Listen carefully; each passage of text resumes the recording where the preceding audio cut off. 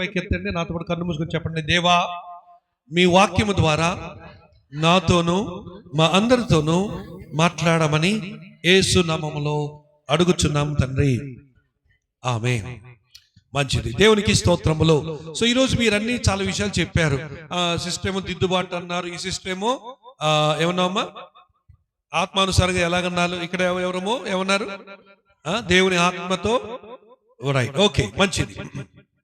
So ఇవన్నీ కూడా కలిపి మరి సభ పేరుకి న్యాయం చేయాలి గనక ఏ పండగలు, ఏ కూటాలు ఇవి? పరిశుద్ధాత్మ అభిషేక కూడికలు గనక, ఏమండి, అభిషేకులు చాలా మంది ఉన్నారు కనుక దేవునికి స్తోత్రం. ఓకే, సో ఇప్పుడు మన అందరికి కూడా పరిశుద్ధాత్మ దేవుడు మాట్లాడబోతున్న అంశం ఏంటంటే, నాకు డౌట్ వస్తుంది, ఈ సబ్జెక్ట్ ఎప్పుడో వినుంటారు మీరని, అయినా సరే రెండోసారి వినండి, పర్లేదు. ఓకేనా? సబ్జెక్ట్ ఏంటంటే ఆత్మ పురుషుడు. చెప్పండి, గట్టి చెప్పండి, మరోసారి చెప్పండి. Very good. ఏ పురుషుడు? Right, spirit man. అర్థమైందా? సో ఇందులో మనము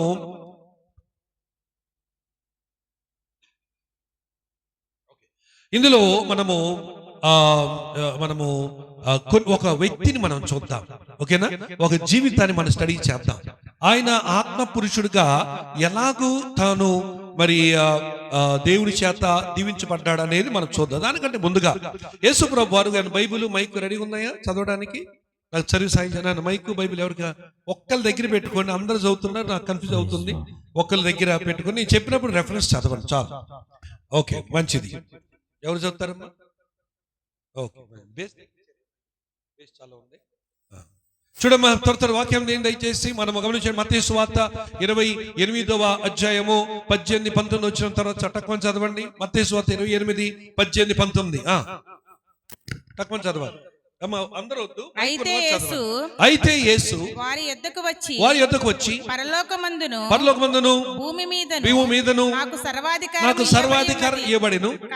కాబట్టి మీరు వెళ్ళి సమస్త జనులకు యేసు ప్రభు వారు తిరిగి లేచిన తర్వాత అనేక సందర్భాల పర్యాల్లో అనేక మంది కనబడిన తర్వాత ఇక ఆరోహణం అయిపోతున్న సమయంలో ఈ శిష్యులందరితో చెప్తూ ఏమన్నారంటే, మీరు వెళ్ళి అందరూ చెప్పండి, మరొకసారి చెప్పండి. రైట్, అక్కడ యేసు ప్రభు చెప్తారు, మీరు కూర్చోండి వెనకాల కనపడింది. గోడ మీద కూర్చున్నారా?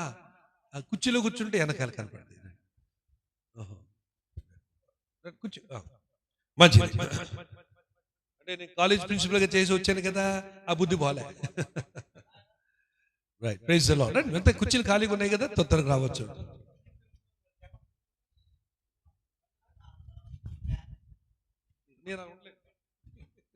మంచి, దేవునికి స్తోత్రం చెప్పండి. హల్లెలూయా. ఓకే, సో ఇప్పుడు యేసు ప్రభు ఏమన్నా శిష్యులతో ఏమన్నారు? ఇక ఎవరు అటు కదలకంటే డిస్టర్బ్ చేయక జాగ్రత్త వినండి. యేసు ప్రభు ఏమన్నారండి? ప్రభు వారు శిష్యులతో ఏమన్నారు? మీరు వెళ్ళి అన్న చెప్పండి.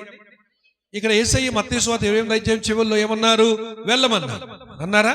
రైట్. కానీ ఇప్పుడు రండి అపోస్తలుల గ్రంథం 1వ అధ్యాయంలో, అపోస్తలుల గ్రంథం 1వ అధ్యాయం 4వ వచనంలో వెళ్ళమన్నటువంటి ప్రభువే మళ్ళీ ఇక్కడ ఏం చెప్తున్నారు? 4వ వచనం చదువునమ్మా. అపోస్తలులు 1:4 కలుసుకొని మధ్యలో అవకాశం ఇవ్వండి. రైట్, మంచిది. ఆయన వారిని కలుసుకొని ఇలాగూ ఆజ్ఞాపించాను. ఎలాగూ? మీరు యెరూషలేము నుండి వెళ్ళక. ఇందాకేమన్నారు? వెళ్ళమన్నారు. ఇప్పుడేమంటున్నారు? అదేంటి అర్థమైందా? ఇందాక వెళ్ళమన్నారు, ఇప్పుడేమో వెళ్ళక అని అంటున్నారు. ఎందుకు వెళ్ళొద్దు అని అంటున్నారు అనే విషయాన్ని మనం చూసినట్లయితే తర్వాత అదే వచనంలో చదవడం తర్వాత, మీరు యెరూషలేము నుండి వెళ్ళక నా వలన వినిన తండ్రి యొక్క వాగ్దానమును కనిపెట్టుడి. అది ఎందుకు వెళ్ళొద్దు అన్నాడు యేసు ప్రభు వారు? ఫస్ట్ వెళ్ళమన్నాడు, కానీ మళ్ళా ఏం చేశారు? అప్పుడే వెళ్ళొద్దు, నా వలన వినిన తండ్రి యొక్క వాగ్దానం అనగా ఎవరిది? పరిశుద్ధాత్ముడు. హల్లెలూయా. ఓకే, ఆయన ఆ పరిశుద్ధాత్ముడు మరి ఆయన నేను పంపించి ఆయన మీ మీదకి వచ్చేంత వరకు మీరు ఏం చేయాలి? వెళ్ళొద్దు. ఎక్కడ ఉండాలి? మీరందరూ యెరూషలేములోనే ఉండి కనిపెట్టండి, ప్రార్థన చేయండి అని ప్రభు చెప్పి వెళ్ళిపోయిన తర్వాత 1వ అధ్యాయం 8వ వచనం చదవమ్మా. ఎందుకంటే మీరు కనిపెట్టండి, ఆయన మీరు వెళ్ళకని ఉన్నప్పుడు పరిశుద్ధాత్మ మీ మీదకి వచ్చినప్పుడు మీరు శక్తి నొందుదరు. కనుక మీరు యెరూషలేములోను యూదయలోను సమరయ దేశం అమ్మ నాకు టైం ఇవ్వమ్మ నీ వెనకాల చెప్పడానికి, ఓకేనా? రైట్. యూదయ సమరయ దేశమందంతటను భూదిగంతముల వరకును నాకు ఎలాగుంటారట అది. సో ఇప్పుడు ఏమని చెప్తున్నాడు యేసు ప్రభు వారు చెప్తున్న మాటలే కదా. ఏమో చెప్తున్నారు ప్రభు వారు ఇక్కడ, ఆయనకు సాక్షులుగా ఉండామని ఆయన మనకు ఆదేశిస్తున్నారు. ఓకే, అందరు హల్లు చెప్పండి. ఆయనకు సాక్షులుగా ఉండాలంటే ఎవరు కావాలంట? ఇప్పుడే చదివి 4వ వచనంలో 8వ వచనం ఏమన్నాడు అక్కడ? ఆయనను అంటే సాక్షులుగా ఉండాలంటే ఎవరు కావాలి? అది అంటే పరిశుద్ధాత్మ లేకుండా ఆయనకి సాక్షులుగా ఉండలేము. హల్లెలూయా, అర్థమవుతుంది కదా. అందుకని రోమాపత్రిక 8వ అధ్యాయం నిన్న చూసే మళ్ళా చెప్తున్నా, ఆయన ఆత్మ లేనివారు ఆయన వారు కాదు. అందుకని ఆత్మ కావాలా వద్దా? ఆత్మ లేకపోతే నువ్వు ఎవరు వారివి? ఆయన వారు మట్టుకు కావు. కనుక జాగ్రత్త. సంచకరువుగా పరిశుద్ధాత్మ దేవుడు మనకి ఇచ్చాడట. సంచకరు అంటే గ్యారంటీ అన్నమాట. సో ఆయన ఆత్మ ఉన్న వారం అయితేనే ఆయన వారం, ఆయన ఆత్మ లేకపోతే మనం ఆయన వారము కాము. అందునిమిత్తమై మనము చాలా జాగ్రత్తగా మన ఆత్మీయ జీవితాన్ని మీరు ముగ్గురు చెప్పిన అంశాలన్నీ క్రోడీకరిస్తూ నేను ముందుకు వెళ్తున్నా. ఒక 7 విషయాలు, ఎప్పుడు నేను 7 విషయాలు చెప్తాను. మరి ఈరోజు చూద్దాం, ఒకటి అటు ఇటు మారవచ్చు, తగ్గొచ్చు, పెరగవచ్చు. ఏదైతే నా టాపిక్ ఏమని చెప్పాను ఈరోజు?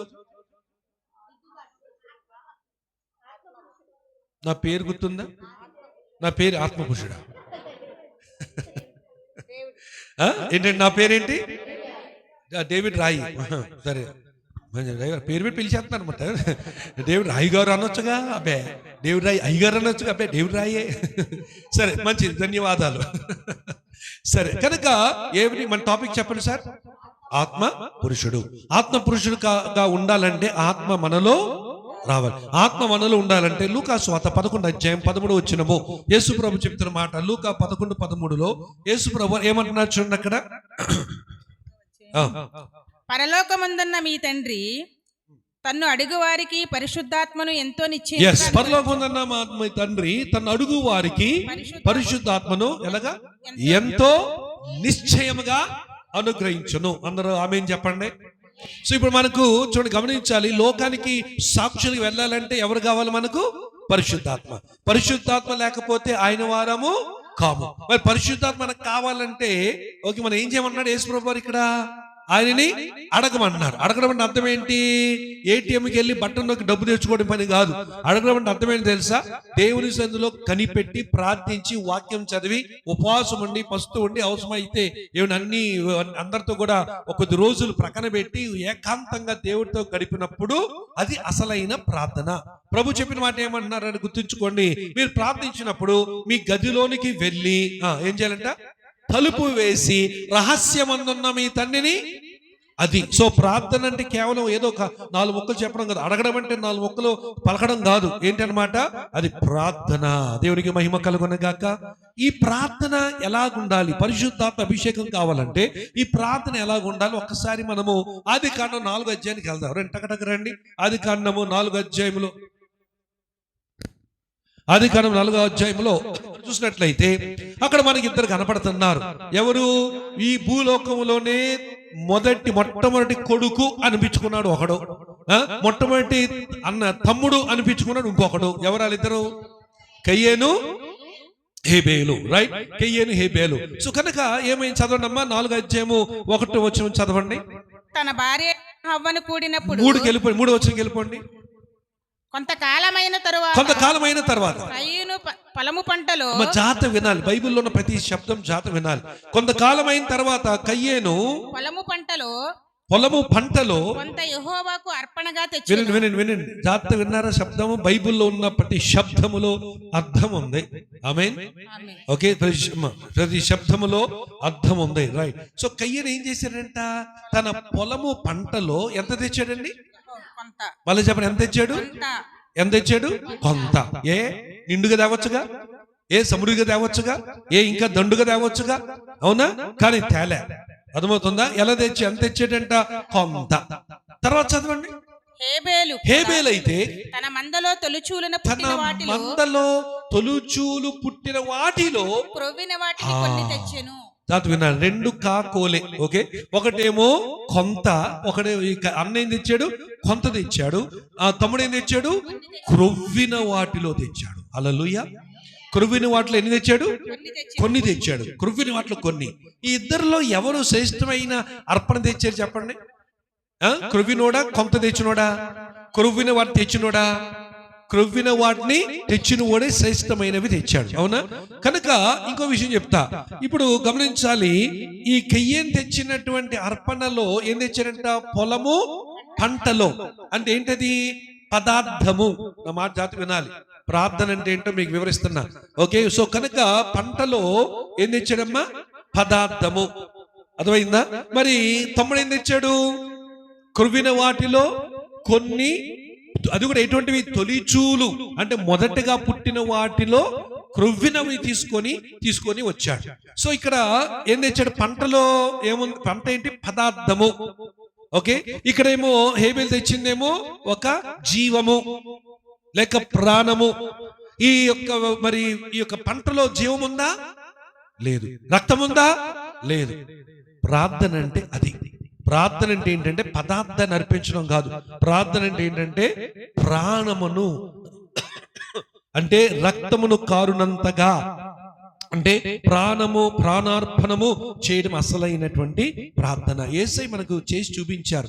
ఆయన గెత్సెమనే వనములో అప్పగింపడ్డ రాత్రి ఏమండి యేసయ్య ఏం చేశారండి? ఆయన మరి శిష్యులకి అందరిని ఉండమని చెప్పి ముగ్గురు ముందు తీసుకెళ్లి యేసయ్య ఒక్కడే కొంచెం ముందుకెళ్ళి నేల మీద పడి, తండ్రి నీ చిత్తమైతే ఈ గిన్నె నా ఎదురు నుంచి తొలగించమన్నాడు. అయినా కూడా వద్దు ప్రభువా నీ చిత్తమే జరిగించన్నాడు. అప్పుడు ఎలా ప్రార్థన చేశాడంట? అయ్యా, ఆయన చెమటలో బిందుల నుంచి ఏమొచ్చిందంట? రక్తము కారినంతగా ప్రార్థన. అది ప్రార్థన. ఈరోజు ఎందుకు మనకు జరగడంలే? అయ్యా, ఎందుకు మనకు కార్యాలు అవడంలే? ఎందుకు మనకు ఆశీర్వాదాలు నిండుగా రావట్లేదంటే ప్రార్థన సరిగ్గా లేదు. అందుకని ఆయన అడుగు వారికి అందుకని మరి మనము చూసినట్లయితే ఏమండి, మరి మనము ప్రాణము పెట్టినంతగా ప్రార్థన చేయటం లేదు. ప్రార్థన అనేది మనం చాలా సింపుల్ గా చేసేస్తున్నాం.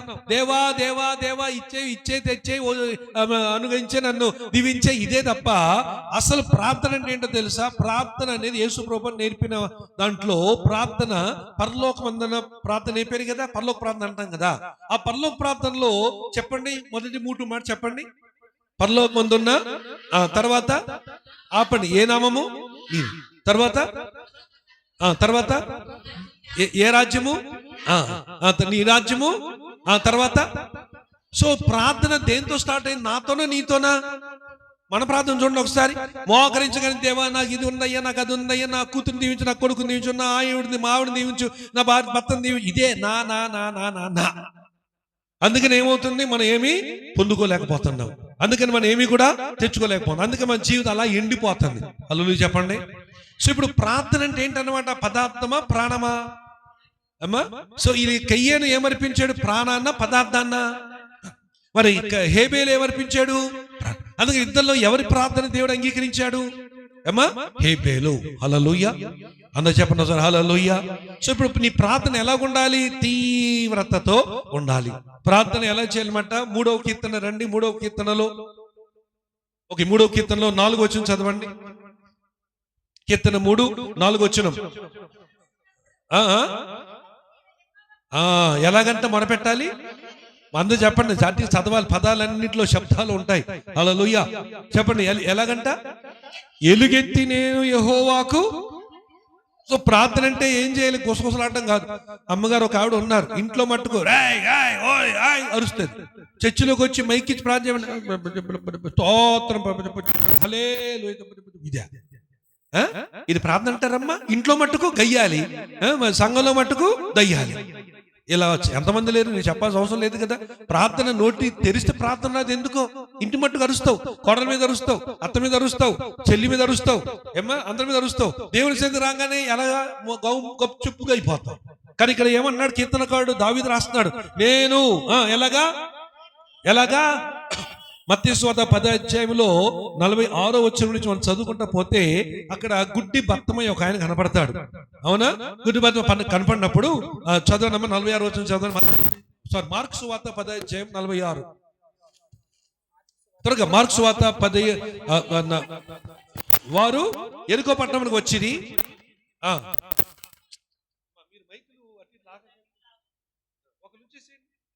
చెప్పండమ్మా. ఆయన తన శిష్యులతోనూ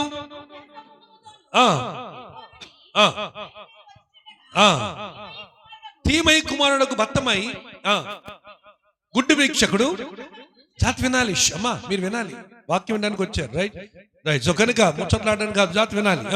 తో పక్కన కూర్చొని ఈయన నజరుడైన యేసు అని విని చాలా ఆపమ్మా, నువ్వు పాడుతుంటే నువ్వు పలుకుతుంటే నిద్ర వస్తున్నాడు. అలా పలుకుతాడు బిచ్చగాడు. బిచ్చగాడు అలా పలుకుతాడా? ఎలా పలుకుతాడు?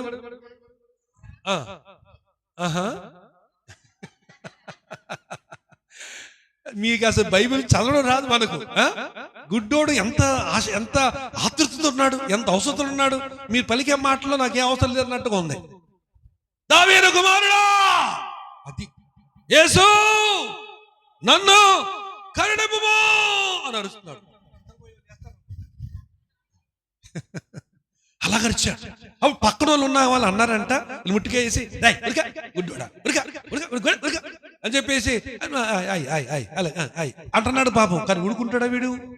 వీడికి అవసరం ఎక్కువ కదా, ఇది చాలా తీక్షణమైనటువంటి అవసరం ఉంది కదా. అందుకే తర్వాత ఏమన్నమ్మా ఊరుకుండుము అని అనేకులు వారు గద్దించారంట. నేను మామూలు ముట్టికే వేసా, పక్కన రే గుడ్డు మొహోడ ఉరికా, నీ దేవుడు ఆయన నీ మాట ఆయన కనపడతా అనుకుంటున్నావా గుడ్డాడా ఉరికా అని ఏదో చెప్పారు. ఈయన ఏం చేశారు? ఉడుకున్నాడా? అన్నారు. టక్ గుడ్డోడు ఎవరు కొడతా తెలియదు కదా పాపం.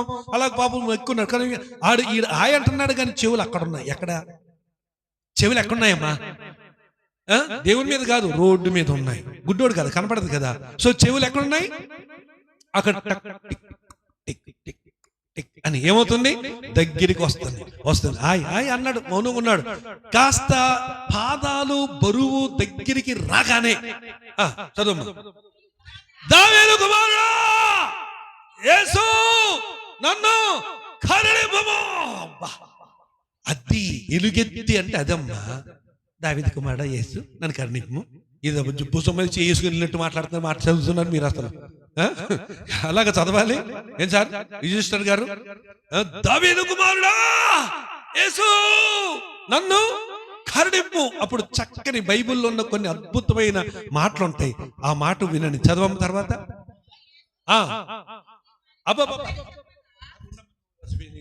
బ్రేక్ లేని పనిలాగా ఉన్నాను, పాయింట్ మిస్ అయిపోయావు. అప్పుడు యేసు నిలిచి. హల్లెలూయా. అది మాట. ఇలా స్పీడ్ చదువుకుంటూ పోతే ప్రత్యక్షతలు పోతాయి. సో యేసయ్యను నిలబెట్టిన ప్రార్థన. ఆమేన్. యేసయ్యను నిలబెట్టిన ప్రార్థన ఎవరు చేశారు? పుట్టుక గుడ్డు వాడు చేసి. మన కళ్ళుండి చూడం, చెవులుండి వినం, అవునా? టైం ఉండి బైబిల్ చదవం, టైంకి చర్చికి రాము, కోటానికి రాము, తినేసి వచ్చి ఇక్కడ ఆపసావు చేస్తూ ఉంటాం, కళ్ళు తూలుతూ ఉంటాం దయ్యాల్లాగా.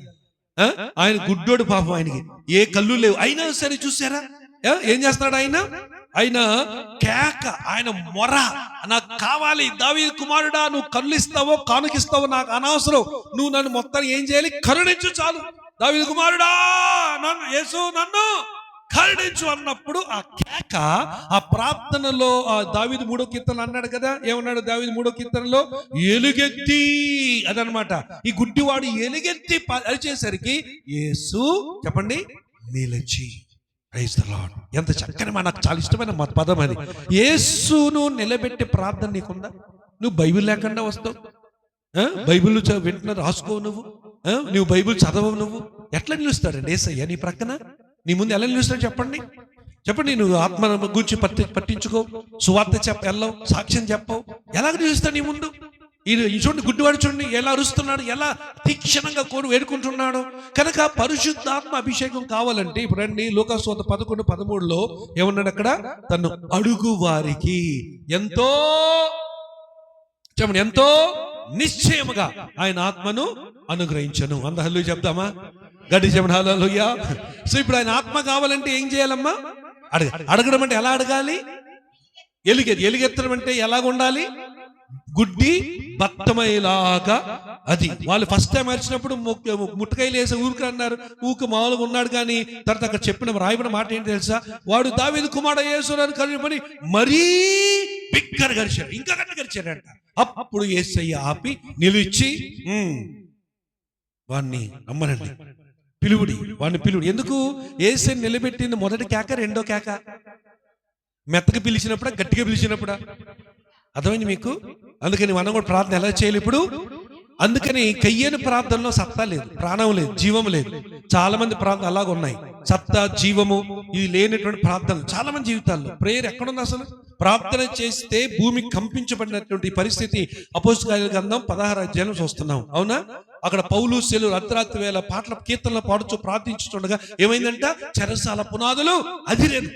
ఓకే, అందరి బంధకాలు ఊడిను, మరి చెరసాల తలుపులు తెరవబడెను. అందరూ కూడా పారిపోవచ్చు, కానీ ఎవడు పారిపోకుండా ఆ సన్నిధి వలన వారు ఒప్పించబడిన వారై అక్కడ దొంగలు అక్కడ గప్చు పడినట్టుగా అలాగే వాళ్ళు ఇవన్నీ చూసి బిత్తరపోయి ఖైదీలందరూ అక్కడ ఉండిపోయారు. దేవునికి స్తోత్రం చెప్తాండి.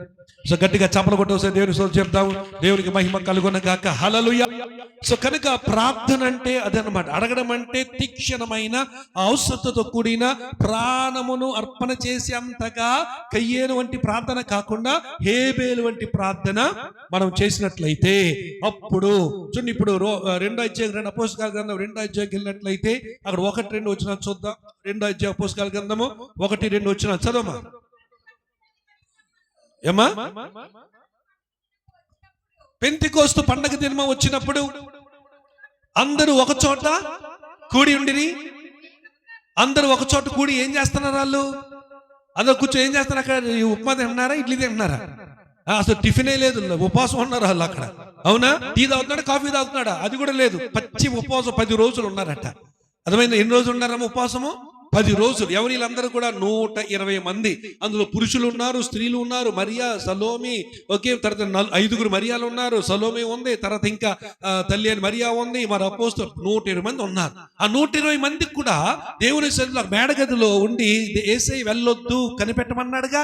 కనిపెడుతూ కూర్చో, దేవా దేవా స్తోత్రం ప్రభా, కనిపెట్టమన్నావు, కనిపెడుతున్నావు, మాట్లాడు ప్రభా, మాట్లాడు ప్రభా, నువ్వు తండ్రి వలన విన్న వాగ్దానము అని చెప్పావు కదా, నీ వాగ్దానం దయచే ప్రభా. ఆ పరిశుద్ధాత్మ ఎలాగుంటాడు ఏంటో మాకు తెలియదు ప్రభా, నువ్వు చూసావు ప్రభా, నువ్వు గుంటోని బాగు చేసావు, గుడ్డోని బాగు చేసావు, తర్వాత ఇంకా చనిపోయిన లేపావు, కనుక అభిషేకం మేము చూసాం కానీ మేము అనుభవించలేదు ప్రభా, ఒకసారి దయచే ప్రభా. ఇది ఈ 10 రోజులు వారి తీక్షణమైన ప్రార్థన. అదే దేవుని మహిమ కలుగును గాక. 10 రోజుల నుంచి ఇలా ప్రార్థన చేస్తుంటే ఇప్పుడు చదవమా 2వ వచనం. అప్పుడు వేగముగా వీచు బలమైన గాలి వంటి ఒక ధ్వని ఆకాశం నుండి అకస్మాత్తుగా వారు కూడిన చోటకి అందరూ గట్టిగా చప్పలు కూడా దేవుని స్తోత్రం చెప్పాలి. హల్లెలూయా. చూసారా ఇప్పుడు పరిశుద్ధాత్మ ఎప్పుడు వచ్చాడు? అర్థమైందా మీకు?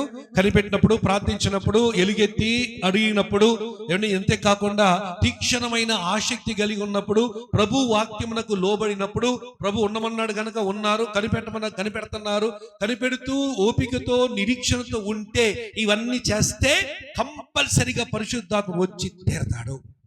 ఒకళ్ళు ఆమెనండి. హల్లెలూయా. ఆయన ఆత్మ లేనివాడు, ఆయన ఆత్మ లేనివారు, కానీ ఆయన ఆత్మ కావాలా వద్దా? ఆయన ఆత్మ కావాలి. ఇప్పుడు ఏం చేయాలి? ఈ ప్రాసెస్ అంతా చేసుకుంటా రావాలి. దేవునికి మహిమ కలుగున గాక.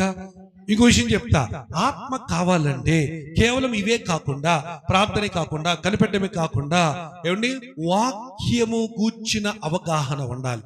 ఎందుకంటే వాక్యములో నుండి అభిషేకము ప్రవహిస్తుంది. దేవుని మహిమ కలుగున గాక. వాక్యం రాసిందే అసలు ఎవరు? పరిశుద్ధాత్ముడు. కనుక వాక్యం లేని వారికి ఆత్మ ఉండడు. జాగ్రత్త. చాలా తక్కువగా అరుదైన వాళ్ళు ఉంటారు, చదువు ఉండదు కనుక ఆత్మ ఉంచి వాళ్ళు వాడుకున్నారు, వేరే విషయం. కానీ నువ్వు చదవగలిగి ఉండి కూడా వాక్యం చదవకుండా ప్రక్కన పెట్టేస్తే, ఏమంటే దివారాత్రం దాన్ని ధ్యానించకుండా ఉంటే ఆత్మ దత్తపుత్రాత్మ నీళ్ళు ఉంటాడు తప్ప పరిశుద్ధాత్మ బాప్టిజం అనుభవం మట్టుకు నీకు దక్కదు. అప్పుడు నువ్వు ఏమీ చేయలేవు, అక్కడ పడి ఉన్న వస్తువులాగా ఉంటావు తప్ప, అక్కడ ఉనికిలో ఉంటావు తప్ప జీవం లేని వాడికి ఉంటావు. బ్రతుకుచున్నావు, జీవించుచున్నావు అని పేరు మట్టికే నీకు ఉంటుంది. కానీ ఎవరు నువ్వు? జాగ్రత్త. ఆయన ఆత్మ అభిషేకం లేకపోతే నువ్వు ఎవరు అమ్మా? నువ్వు ఎవరు నాయనా? మృతుడివే. హల్లెలూయా చెప్పండి, హల్లెలూయా. రైట్. ఇప్పుడు వీళ్ళందరూ కూడా కనిపెట్టారు, ప్రార్థన చేశారు, వాక్యం యేసయ్య వారి మధ్య నడిచాడు. యేసు ప్రభువు ఎక్కడ నడిచాడు? ఎక్కడ నడిచాడు?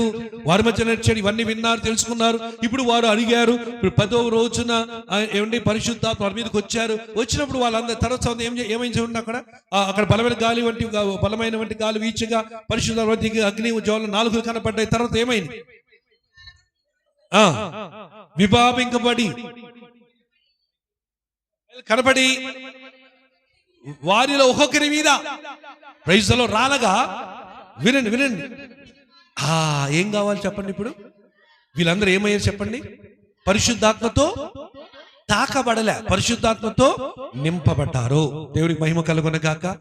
గడిచేవని హల్లెలూయా. సో ఇందులో 4 అనుభవాలు ఉన్నాయి, జాగ్రత్తగా గమనించాలి. ఎన్ని అనుభవాలు ఉన్నాయి? అభిషేకంలో 4 అనుభవాలు ఉన్నాయి. ఎవరైనా ఒకళ్ళు నాకు సహాయం చేయడానికి వస్తారా? ఎవరున్నారు ఇక్కడ? సార్ రమేష్ పాల్ రమేషేనా? Very good, very good. అలా ఉండదు బాబు. గ్లాస్ నీళ్ళు నాయన, ఆ కోపలో కొంచెం ఆ నీళ్ళు పోసి కోపలో పోసి నాన్న. అది సంతోషంగా ఉన్నారు. హల్లు చెప్పండి, గట్టిగా చెప్పండి.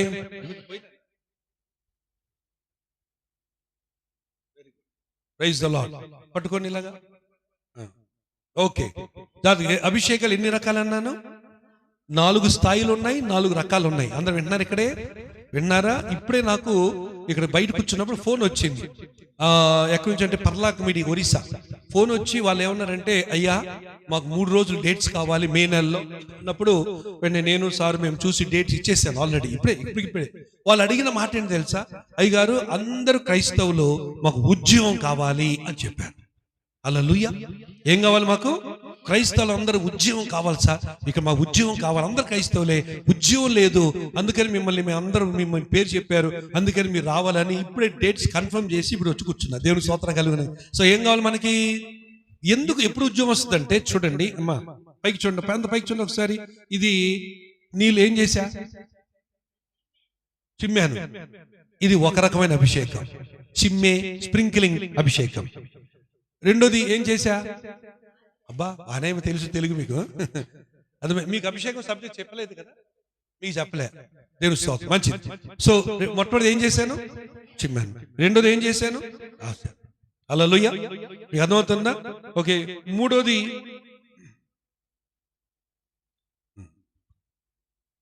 మూడవది ఏం చేశాను? అబ్బా ఈ సబ్జెక్ట్ మీరు విన్నారు ఎప్పుడైనా? మరి అది చెప్తున్నారమ్మా అంటే ఈ సబ్జెక్ట్ ఇక్కడ వినాలని చెప్పాలని ఎవరు చెప్తాం? అది ఆమె చెప్పరేంటండి, అందరూ కులికేసేలాగా ఉన్నారు. Praise the lord. ఇప్పుడు మూడు రకమైన అభిషేకాలు చెప్పా. నంబర్ 1 ఏంటి చెప్పండి? ఏంటమ్మా? చెప్పడం. నంబర్ 2 ఏంటండి? రాయడం. నంబర్ 3 ఏంటండి? పోయడం. ఏంటమ్మా? పోయడం. Praise the lord. Hallelujah, hallelujah. Praise the lord. చెప్పండి, హల్లెలూయా చెప్పండి. అభిషేకం. Praise the Lord. సో నాలుగోది ఏంటండి? నాలుగోది ఏమండి? నాలుగోది ఏంటి? వంపడం. పట్టుకో. నాలుగోది ఏంటండి? వంపడం. హల్లెలూయా చెప్పండి. మొట్టమొదటి ఏమైంది? చెమ్మడం. రెండోదేమో రాయడం. మూడోదేమో పోయడం. నాలుగోది కుమ్మరించడం. అర్థమైందా? కుమ్మరించు నీ ఆత్మను అని పాట పాడతాం కదా మనం, అవునా? పాట పాడకే, కానీ అనుభవం ఎక్కడుంది మనకు? దేవునికి మహిమ కలుగును గాక. గడిచాము. హల్లెలూయా, హల్లెలూయా. సో కనుక ఇప్పుడు ఏ స్థాయి కావాలి? ఏ స్థాయి కావాలి మీకు చెప్పండి. వినండి అమ్మా, మిమ్మల్ని కూడా దేవుడు నింపుతాడు. నమ్మితే నువ్వు ఏం చూస్తావు? దేవుని మహిమను చూస్తావు. దేవునికి స్తోత్రం కలుగును గాక. Hallelujah. Right, praise the Lord. So కనుక నంబర్ 1 మొదటి రకమైన అభిషేకం ఏంటి?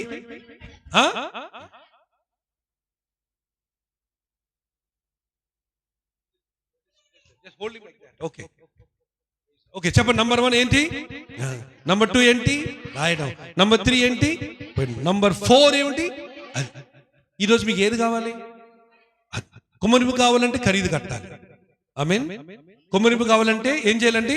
ఖరీదు. ఆ ఖరీదు కట్టడానికి ఇష్టపడ్డావు అనుకో, అప్పుడు అభిషేకము నీ సొంతమే. Praise the lord. అని చెప్పండి హల్లెలూయా. అభిషేకం నీలో ప్రవహించాలంటే నువ్వు ఖరీదు ఖరీదని తెలుసా? ఉపవాసం, తిండి మానుకోవడం, పాపానికి దూరం ఉండడం, సమయాన్ని కేటాయించి ప్రార్థన చేయడం, దేవుని దగ్గర ఉపవాసం అంటే దగ్గరగా నివాసం ఉండడం, అలా ఉండడం, చెత్త చెదారము వదిలిపెట్టేయడం, యథార్థంగా దేవుని దగ్గర దేవునితో ఉండడం, యథార్థంగా వాక్యం ఇవన్నీ ఉంటే ప్రభు సన్నిధి చేతను ఏం చేయబడతావు? కప్పబడతావు. Praise the Lord. సో ఇప్పుడు ఎన్ని రకమైన అభిషేకాలు చెప్పాను ఏమ్మా?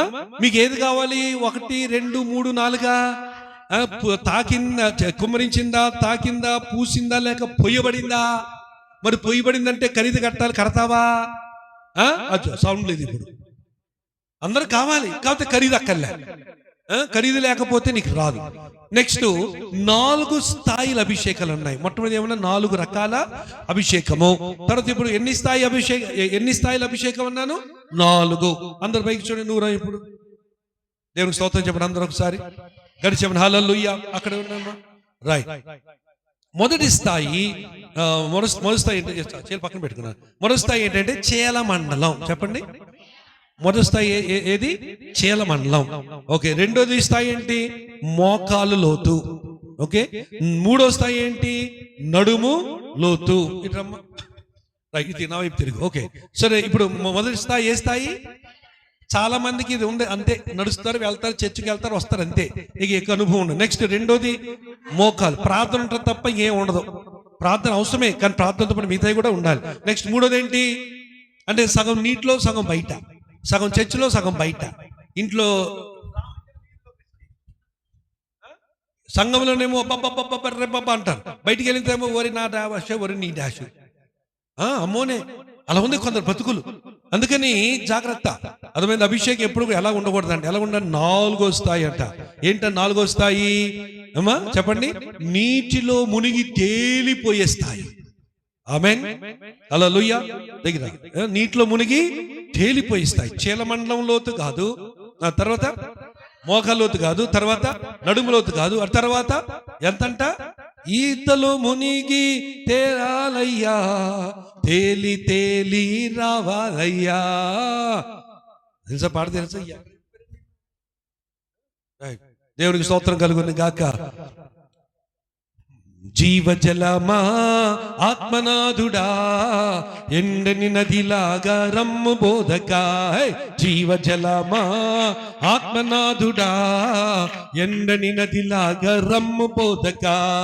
రండయ్యా బోధకుడా, రండయ్యా బోధకుడా, ఎండని జీవ నదిలాగా, ఎండని జీవ నదిలాగా, ఎండని జీవ నదిలాగా, ఎండని జీవ నదిలాగా. పాదాల కొలత సరిపోదయ్యా, మోకాల లోతు సరికాదయ్యా. పాదాల కొలత సరిపోదయ్యా, మోకాల లోతు సరికాదయ్యా. ఈతలో మునిగి దేవాలయ్యా, తేలి తేలి ఆడాలయ్యా. ఈతలో మునిగి తేలాలయ్యా, తేలి తేలి రండయ్యా బోధకుడా, రండయ్యా బోధకుడా. ఎండని జీవ నదిలాగా, ఎండని జీవ నదిలాగా, ఎండని జీవ నదిలాగా, ఎండని జీవ. మరొకసారి పడండి. మోకాల లోతు సరికాదయ్యా, మోకాల లోతు సరికాదయ్యా. ఈతలు మునిగి దేవాలయ్యా, తేలి తేలి ఆడాలయ్యా. ఈతలు మునిగి తేలాలయ్యా, తేలి తేలి ఆడాలయ్యా. రండయ్యా బోధకుడా, రండయ్యా బోధకుడా, రండయ్యా బోధకుడా. ఎండని జీవ నదిలాగా, ఎండని జీవ నదిలాగా, ఎండని జీవ నదిలాగా, ఎండని జీవ నదిలాగా. గట్టిగా చప్పట్లు కొట్టి దేవుని కనపరుచుకుందాం. హల్లెలూయా. సో చీలమండలము సరిపోదు, మోకాలు లోతు సరికాదు. మరి ఎలాగా? ఈతలో మునిగి మునిగి తేలాలి, తేలి తేలి ఆడాలి. అది అభిషేకం. ఆ అభిషేకంలోనికి మనం రావాలి. దేవునికి మహిమ కలుగును గాక. అందరూ ఒకసారిగా చప్పలు కొట్టి ప్రభు నామాన్ని కనపరచుకోండి. Praise the Lord. Hallelujah. Right. So ఇప్పుడు ఎన్ని స్థాయిలు, ఎన్ని రకమైన అభిషేకాలు చెప్పాను చెప్పండి? 4. ఒకటేంటి? చెమ్మడం. రెండోదేమో, మూడోదేమో, నాలుగోదేమో కుమ్మరించడం. ఎన్ని స్థాయి అభిషేకాలు? ఒకటేమో చీలమండలం, రెండోదేమో మోకాళ్ళు, మూడోదేమో, నాలుగోదేమో ఈతలో మునిగి మునిగి మునిగి తేలేటి అనుభవం. ఇటువంటి అభిషేకము మనకు దేవుడు ఇవ్వాలని ఆశపడుతున్నాడు. హల్లెలూయా. రైట్. ఇప్పుడు మనము ఈ అభిషేకం కావాలంటే ఏం చేయాలో చెప్పాను కదా. ఓకే, ఒక 5 విషయాలు చెప్తాను, వినండి. 5 విషయాలు గుర్తుంచుకోండి. అభిషేకం కావాలంటే నంబర్ 1, మొట్టమొదటిగా ఏం చేయాలని చెప్పాను? ప్రార్థన అని చెప్పాను. ఆల్రెడీ ప్రార్థన చెప్పాను. ప్రార్థన ఎలా ఉండాలని చెప్పాను? అమ్మా, ఎలుగెత్తి చేసే ప్రార్థన ఉండాలి. నంబర్ 1. నంబర్ 2, రెండోది ఏముండాలంటే అది కూడా చెప్పాను. ఏమని చెప్పాను? వాక్యమునకు లోబడాలి, వాక్యమునకు లోపడాలి. నంబర్ 2. నంబర్ 3, మూడోది ఏం చెప్పానంటే లూకా సువార్త 11:13 తను అడుగు వారికి అంటే ఏముండాలి? ఆశ ఉండాలి. ఏముండాలమ్మా? ఆశ. ఆశ లేకపోతే దేవుడు ఆత్మని ఇవ్వడు. అర్థమైందమ్మా? ఆశ ఉండాలి. దేవా నీ ఆత్మ నాకు కావాలి, నీ ఆత్మ లేకపోతే నేను బతకలేను, జీవించలేను, నీ ఆత్మ లేకపోతే నేను ఏం చేయలేక, నీ ఆత్మ నాకు కావాలని చాలా తీవ్రమైన కోరిక, ప్రార్థన ఉంటే అప్పుడు దేవుని స్తోత్రం ఏమవుతుంది? దేవుని ఆత్మ ఆయన ఇస్తాడు. నెక్స్ట్ నంబర్ 4, 4వది ఏం చేయాలని చెప్పాను నేను? ఖరీదు కట్టాలి, ఖర్చు అవుతుంది. ఏంట ఖర్చు? ఆ ఖర్చు ఏంటి? ఖర్చు ఏంటంటే ఉపాసం ఒకటే కాదు. ఖర్చు ఏమిటంటే నీకు ఇష్టమైన దానిని నువ్వు వదులుకోవాలి. అది ఖర్చు. డబ్బు ఈజీగా ఇస్తాం, అవునా? డబ్బు ఈజీగా చెందిస్తాం, వస్త్రాలు ఈజీగా ఇస్తాం, వస్తువులు ఈజీగా ఇస్తాం. కానీ నీకు ఇష్టమైంది ఇవ్వగలవా? అబ్రామ్, ప్రభా చిత్తం ప్రభా, చెప్పు ప్రభా, నువ్వు నన్ను ప్రేమిస్తున్నావా? అయ్యో ఎంత మాట దేవా. అయితే నీ ప్రేమకు నువ్వు నన్ను ప్రేమిస్తున్నట్టు నాకు ఆధారం కావాలి అని బైబిల్ డిస్కషన్ లేదు చెప్తున్నా. ఏం చేయమంటావు ప్రభా? ఏమైనా చేస్తావా? ఓ yes. అబ్రహాం అనే సినిమాలో మంచి సీన్ ఉంటది. ఆ అబ్రహాం అనే సినిమాలో, అంటే బైబిల్ సినిమాది, సినిమా అంటే ఏది అక్కడికి వెళ్ళిపోకండి, బైబిల్ సినిమా.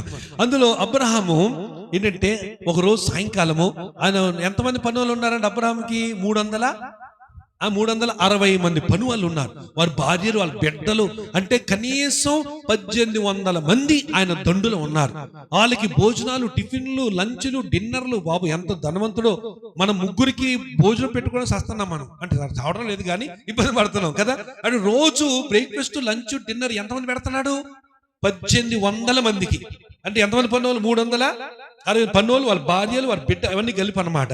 సో వీళ్ళందరూ ఒకరోజు రాత్రి పెద్ద సభ, మనకంటే ఎక్కువ సభ, మనం ఇక్కడ ఎంతమంది ఉన్నాం దానికంటే కొన్ని రేట్లు ఎక్కువ మంది సభ అక్కడ. ఆ సభలో ఉన్నప్పుడు అక్కడ చక్కగా అందరూ ఎంజాయ్ చేస్తున్నారు. అక్కడ ఇష్మాయేలు, ఇస్సాకు ఆడుకుంటూ ఉన్నారు. ఏమండి పనులు ఆడుకుంటూ డాన్స్ కొడుతున్నారు, డ్రమ్ములు కొడుతున్నారు. వీళ్ళు చక్కగా మరి తింటున్నారు, ద్రాక్ష పండ్లు తింటున్నారు, అంజూరు పండ్లు తింటున్నారు, చాలా హ్యాపీగా. ఏమండి ఖర్జూరం తింటున్నారు. ఈ తింటూ ఉన్నప్పుడు అక్కడేమో చక్కని వేట మాంసం, ఏది ఏమంటారు దాన్ని, మేకపిల్ల, గొర్రె పిల్ల, మేకపిల్ల చక్క భలే రుచి వండారు, అది కోసుకొని తింటున్నారు. చాలా హ్యాపీగా ఉన్నప్పుడు దేవుడు వచ్చాడు. ఎవరు వచ్చారు? అప్పుడే వస్తాడు దేవుడు. నువ్వు అనుకున్నప్పుడు రాడు, నువ్వు ఊహించని గడియలో వస్తాడు. వచ్చిన తర్వాత అబ్రామ్, ఎస్ ప్రభా, కొంచెం ఎంత బాగున్నావా? నీ దయ వల్ల చాలా బాగున్నాను ప్రభా. ఎంత బాగున్నా, అది చూడు ప్రభు, నువ్వు ఇచ్చిన బిడ్డలు, నువ్వు ఇచ్చినవి, ఇవన్నీ నువ్వు ఇచ్చినవే ప్రభా. అయ్యా నేను చాలా హ్యాపీగా ఉన్నాను ప్రభా. అంత హ్యాపీగా ఉన్నావు కదా? అవును ప్రభు, నీ దయ వల్ల బాగున్నాను. అయితే ప్రక్కకు రా అన్నాడు. ఎక్కడ రమ్మన్నాడు?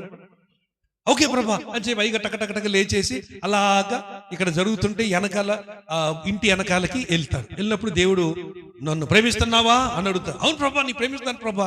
మరి నాకేంటి అది సినిమాలో డైలాగ్, బైబిల్లో కాదు. నువ్వు నన్ను ప్రేమిస్తున్న నాకు ఆధారం ఏంటి అంటాడు. నువ్వేం చెప్పు ప్రభు, చేస్తాను ప్రభు. చేస్తావు, ఏమని చేస్తావా? చేస్తాను ప్రభా. అయితే ఒక పని చెయ్యి. ఏంటి ప్రభు? చెప్పు ప్రభా. నీకు ఇచ్చిన ఏకైక వాగ్దాన పుత్రుడున్నాడే. ఎవరు? ఇస్సాకు. అవును ప్రభా, ఇస్సాకు ఉన్నాడు. అవును ప్రభా, నువ్వు ఇచ్చిన ఒక పుత్రే ప్రభా. అయితే ఆయనని నేను నీకు చూపబోయేటువంటి ఒక మోరియా కొండలో ఒక పర్వతం మీదకి ఆయన్ని తీసుకెళ్లి బలర్పించు అన్నాడు అని ఆ సినిమాలో దేవుడు మాయమైపోతాడు. అబ్రహాము చెవులు నమ్మడం. ప్రభా. దేవుడు 2 సార్లు ఎవరితో మాట్లాడతాడు. అర్థమైందా? వినేవాడితో ఒక్కసారి మాట్లాడతాడు, వినేవాడితోనే మాట్లాడతాడు, విననోళ్ళతో మాట్లాడు. ఒకేసారి చెప్పాడు, వెళ్ళిపోయాడు, ఫినిష్, వెళ్ళిపోయాడు. ఈయన అంటున్నాడు కాబరా, దేవా ప్రభా ఓ దేవా ఎక్కడ, ఏంటంటే నా ఇస్సాకునా నువ్వు ఇచ్చేవా కదా, మళ్ళీ ఇచ్చేయాలా ప్రభా అని మొత్తం మైండ్ బ్లాంక్ అయిపోయి ఆ సినిమాలో అబ్రహాము వస్త్రం చింపుకొని కింద పడి మట్టిలో డొల్లుతూ ఉంటాడు. డొల్లుతూ ఏమంటారు తెలుసా? నాకు ఎందుకు ఇవ్వాలి ఇప్పుడు, నేను మళ్ళా తిరిగి ఎందుకు అడగాలి, ఏంటిది అని చెప్పి, ప్రభా ఏంటి కష్టం, ఏంటి పరీక్ష, ఏంటి ప్రభా అని మొత్తానికి ఏడుస్తూ మట్టిలో డొల్లుతూ ఇసుక మట్టి తీసుకు నెత్తి పోసుకుంటాడు. సినిమాలో చాలా టెన్షన్తో దుఃఖముతో అంత వేదనతో ఉన్నప్పుడు ఈ టైంలో ఈ బచ్చా బుల్లోడు వస్తాడు. ఎవడ బుల్లోడు? ఇస్సాకు రాగానే ఏంటి పరిస్థితి అక్కడ? నాన్నగారు మట్టిలో డొల్లుతూ మట్టి పోసుకొని ఎందుకు ప్రభా ఎందుకు ఇవ్వాలి, ఎందుకు అడగాలి అని అంటుంటే ఇస్సాకు వచ్చి డాడీ నాన్నగారు అని అంటాడు. వెంటనే ఆయన అటు తిరిగి ఉన్నాడు. అబ్రహాము వెనకాల నుంచి వచ్చి ఇస్సాకు వెంటనే కళ్ళని నీళ్లు తుడిచేసుకొని ఆ బట్టలు దులుపుకొని చెప్పు కుమారుడా ఎందుకు వచ్చావు, ఏడు కుమారుడు అంటే, ఏమి నాన్నగారు మీకు ఏమైంది, ఎందుకు ఇలా మట్టిలో డొల్లుతున్నాడు అని అడుగుతాడు ఇస్సాకు. దానికి అబ్రహాం ఏమంటాడంటే, ఇప్పుడే దేవుడు నాతో మాట్లాడాడయ్యా, మాట్లాడిన ఆ ఆనందములో నేను కింద పడి దొల్లుతున్నాను నాయనా అంటాడు. Praise the lord. నిజంగా వాళ్ళు మామూలు మనుషులు కాదు. ఎంత విశ్వాసం వీరు అసలు. అందుకని ఆయన పేరు ఏమొచ్చి, బైబిల్ ఇచ్చిన పేరు ఏంటిది? విశ్వాసులకు తండ్రి, ఫాదర్ ఆఫ్ ఫెయిత్. ఆయన విశ్వాసులకు తండ్రి. అప్పుడు వెళ్ళిపోయిన తర్వాత ఇంటికి వెళ్ళిపోయి, అరే టైం అయిపోయింది అందరూ పడుకోండి అంటూ ఇస్సాకు రేపు ఉదయాన్నే నేను బలర్పించడానికి దేవుడు మరి రమ్మన్నాడు, మనం వెళ్ళాలి, సిద్ధపడు అని చెప్తాడు. అందరి మరి ఆ సిచ్యువేషన్ మీకు తెలుసు కదా. సో ఇప్పుడు ఏమైంది? ఇప్పుడు చెప్పండి, ఏం చేయాలన్నాను? 4 విషయం. అభిషేకం కావాలంటే ఖరీదు కట్టాలి. ఖరీదు అంటే ఏమని చెప్పాను? ఏ ఖరీదు కట్టాలి? నీకు ఇష్టమైనది. ఆదికాండం 22 అధ్యాయంలో అదంతా మీరు చూడవచ్చు.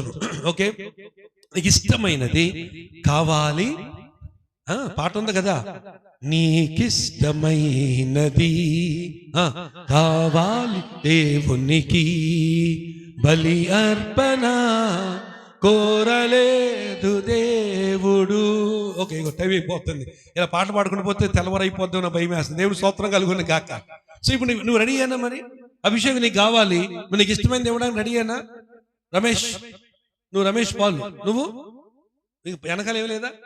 ఓకే, రమేష్ ఆయన అడిగితే నువ్వు చెప్తే రైట్. పాస్టర్, ఇద్దరు పాస్టర్లే. మరి అభిషేకం కావాలంటే సిద్ధమేనా? ఏంటి సార్ రిజిస్టర్ గారు? ఆయన ఎప్పుడో సిద్ధమయ్యాడు. ఉద్యోగము స్టీల్ ప్లాంట్ రిటైర్ అయ్యి ఇప్పుడు నాతో పాటు సేవలో తిరుగుతున్నాడు ఆయన. దేవునికి మహిమ కలుగును గాక. నీకు అభిషేకం కావాలంటే ఖరీదు కట్టాలి. ఆమెన్ చెప్పండి, ఆమెన్. శరీరము చచ్చిపోవాలి, ఉపవాసంతో చంపాలి, శరీర ఆశ మొత్తం ఏం చేయాలి? ధ్వంసం చేయాలి. అందుకని రోమపత్రిక 8వ అధ్యాయంలో 13వ వచనం అంటే, ఆత్మ చేత శరీర క్రియలను చంపిన ఎడల మనము బ్రతుకదు, జీవించదము. అందరూ గట్టిగా చెప్పరు కూడా దేవుని సోది చెప్పండి. అందరూ గట్టిగా చెప్పండి. అంతేనా? గట్టిగా చెప్పలు కూడా దేవుని మహిమపరచాలి. స్తోత్రం దేవా, hallelujah, glory to God, hallelujah. Okay, మంచి. సో ఇప్పుడు ఎన్ని చెప్పాను? ఆత్మాభిషేకం కావాలంటే ఎన్ని కావాలని చెప్పాను అమ్మా? 4.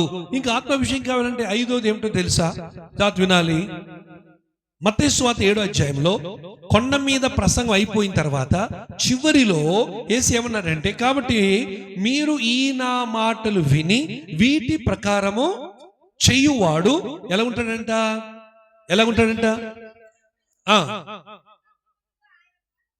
ఓకే, ఈ మాటలు విని వీటి ప్రకారం చేయవాడు ఎక్కడ బండ మీద కట్టిన ఇల్లును పోలి ఉంటాడు. అంటే అర్థం ఏమిటి? నీవు లోబడడం నేర్చుకోవాలి. ఇప్పుడు 5 చెప్పా. నంబర్ 1 చెప్పండి, ఏం చేయాలి చెప్పండి? పరిశుద్ధాత్మ అభిషేకం కావాలంటే ఏం చేయాలి చెప్తారో చెప్పండి. ఎలుగెత్తి ప్రార్థించాలి. నంబర్ 2 ఏం చేయాలి? వాక్యాన్ని లోబడాలి. 2 చెప్పేసానా? రెండోది ఏం చెప్పానమ్మా? రెండోది ఏంటిది? రైట్. మూడోది ఏం చెప్పాను? ఆశ ఉండాలి. 4వది ఏం చెప్పాను? ఖరీదు కట్టాలి. 5వది ఏం చెప్పాను? ఇంకా చెప్పలేదు. దేవుని స్తోత్రం కలుగునే గాక. అంటే ఏమిటంటే 5వది లోబడి చెప్పేశాను కదా. అందుకని 5వది ఆత్మాభిషేకం పొందుకోవాలంటే, రైట్, ప్రైజ్ ది లార్డ్, ఆత్మాభిషేకం పొందుకోవాలంటే 5వది ఏం చేయాలి అని మనం చూసినట్లయితే, ప్రియమైన దేవుని బిడ్డలారా, నీవు ఇందాక ఇప్పుడు చెప్పిన మాట రోమా 18వ అధ్యాయములో శరీర క్రియలను ఏం చేయాలంట? చంపాలి. అదే లోకముతో స్నేహము, చెప్పండి, దేవునితో వైరం. కనుక అందుకే నీకు అభిషేకం లేదు. నీకు నువ్వు ఏదో నటిస్తున్న పైన భక్తిపరురాలుగా, భక్తిపరుడుగా, కానీ నీ అభిషేకము లేదు. ఎందుకు లేదు? లోకంతో స్నేహం చేసి లోకరీతిగా మాట్లాడుతున్నావు, నువ్వు లోకరీతిగా ఆలోచిస్తున్నావు, లోకరీతిగా సంపాదించాలని చూస్తున్నావు. ఓకే, ప్రాణమా తినుము తాగము సుఖించుమని నువ్వు కోరుకున్నావు, లోకరీతిగా ఉన్నావు, లోకాన్ని ఆశిస్తున్నావు, లోక సంబంధమైన వాటిని నువ్వు చూసుకున్నావు. అందుకని నీకు అభిషేకము లేదు. అసలు ఎలాగుండదు తెలుసా? ఇన్ని సంవత్సరాలైంది మన ఇండియా దేశానికి సువార్త వచ్చి, 2000 సంవత్సరాలైంది దేశానికి సువార్త వచ్చి, కానీ ఎలా ఉన్నా ఒక్కొక్కరు చూడండి ఎంత డల్గా, ఎంత వీక్ గా ఉన్నారు. అసలు ఈ పాటకలు మండిపోయి ప్రాంతమంతా కూడా పరిశుద్ధాత్మ మంట చేత రగిల్చేసేటువంటి స్థితిలో ఉండాలి. దేవునికి స్తోత్రం కలుగును గాక. గడిచేవన హల్లెలూయా. ఏమండి, కనుక నీలో ఆ మంట రావాలంటే ఏం కావాలి? 5వది ఏం కావాలన్నాను? శరీర క్రియలను చంపాలి. దేవునికి మహిమ కలుగును గాక. రైట్, తొందరగా 6వ విషయం. ఇది అసలు ఇది మొదటి భాగం. 2వ భాగంలోకి వెళ్ళక ముందు 6వ విషయం అభిషేకం కావాలంటే 6వ విషయం ఏమిటంటే, నీవు నంబర్ 1 6వది సరైనటువంటి సహవాసములో ఉండాలి. ఆమేన్. ఎక్కడ ఉండాలమ్మా? అది సరైన నీ ప్రక్కన ఇరుగు పొరుగు వారు ఎలా ఉండాలి? ఆత్మాభిషేకం కలిగిన వారిగా ఉండాలి. సినిమా చూసేతో వెళ్తే నీకు అభిషేకం రాదు. అర్థమైందా? ఈ లోక సూక్తులు, లోక మాట్లాడుకున్న వాళ్ళతో వెళ్తే నీకు అభిషేకము.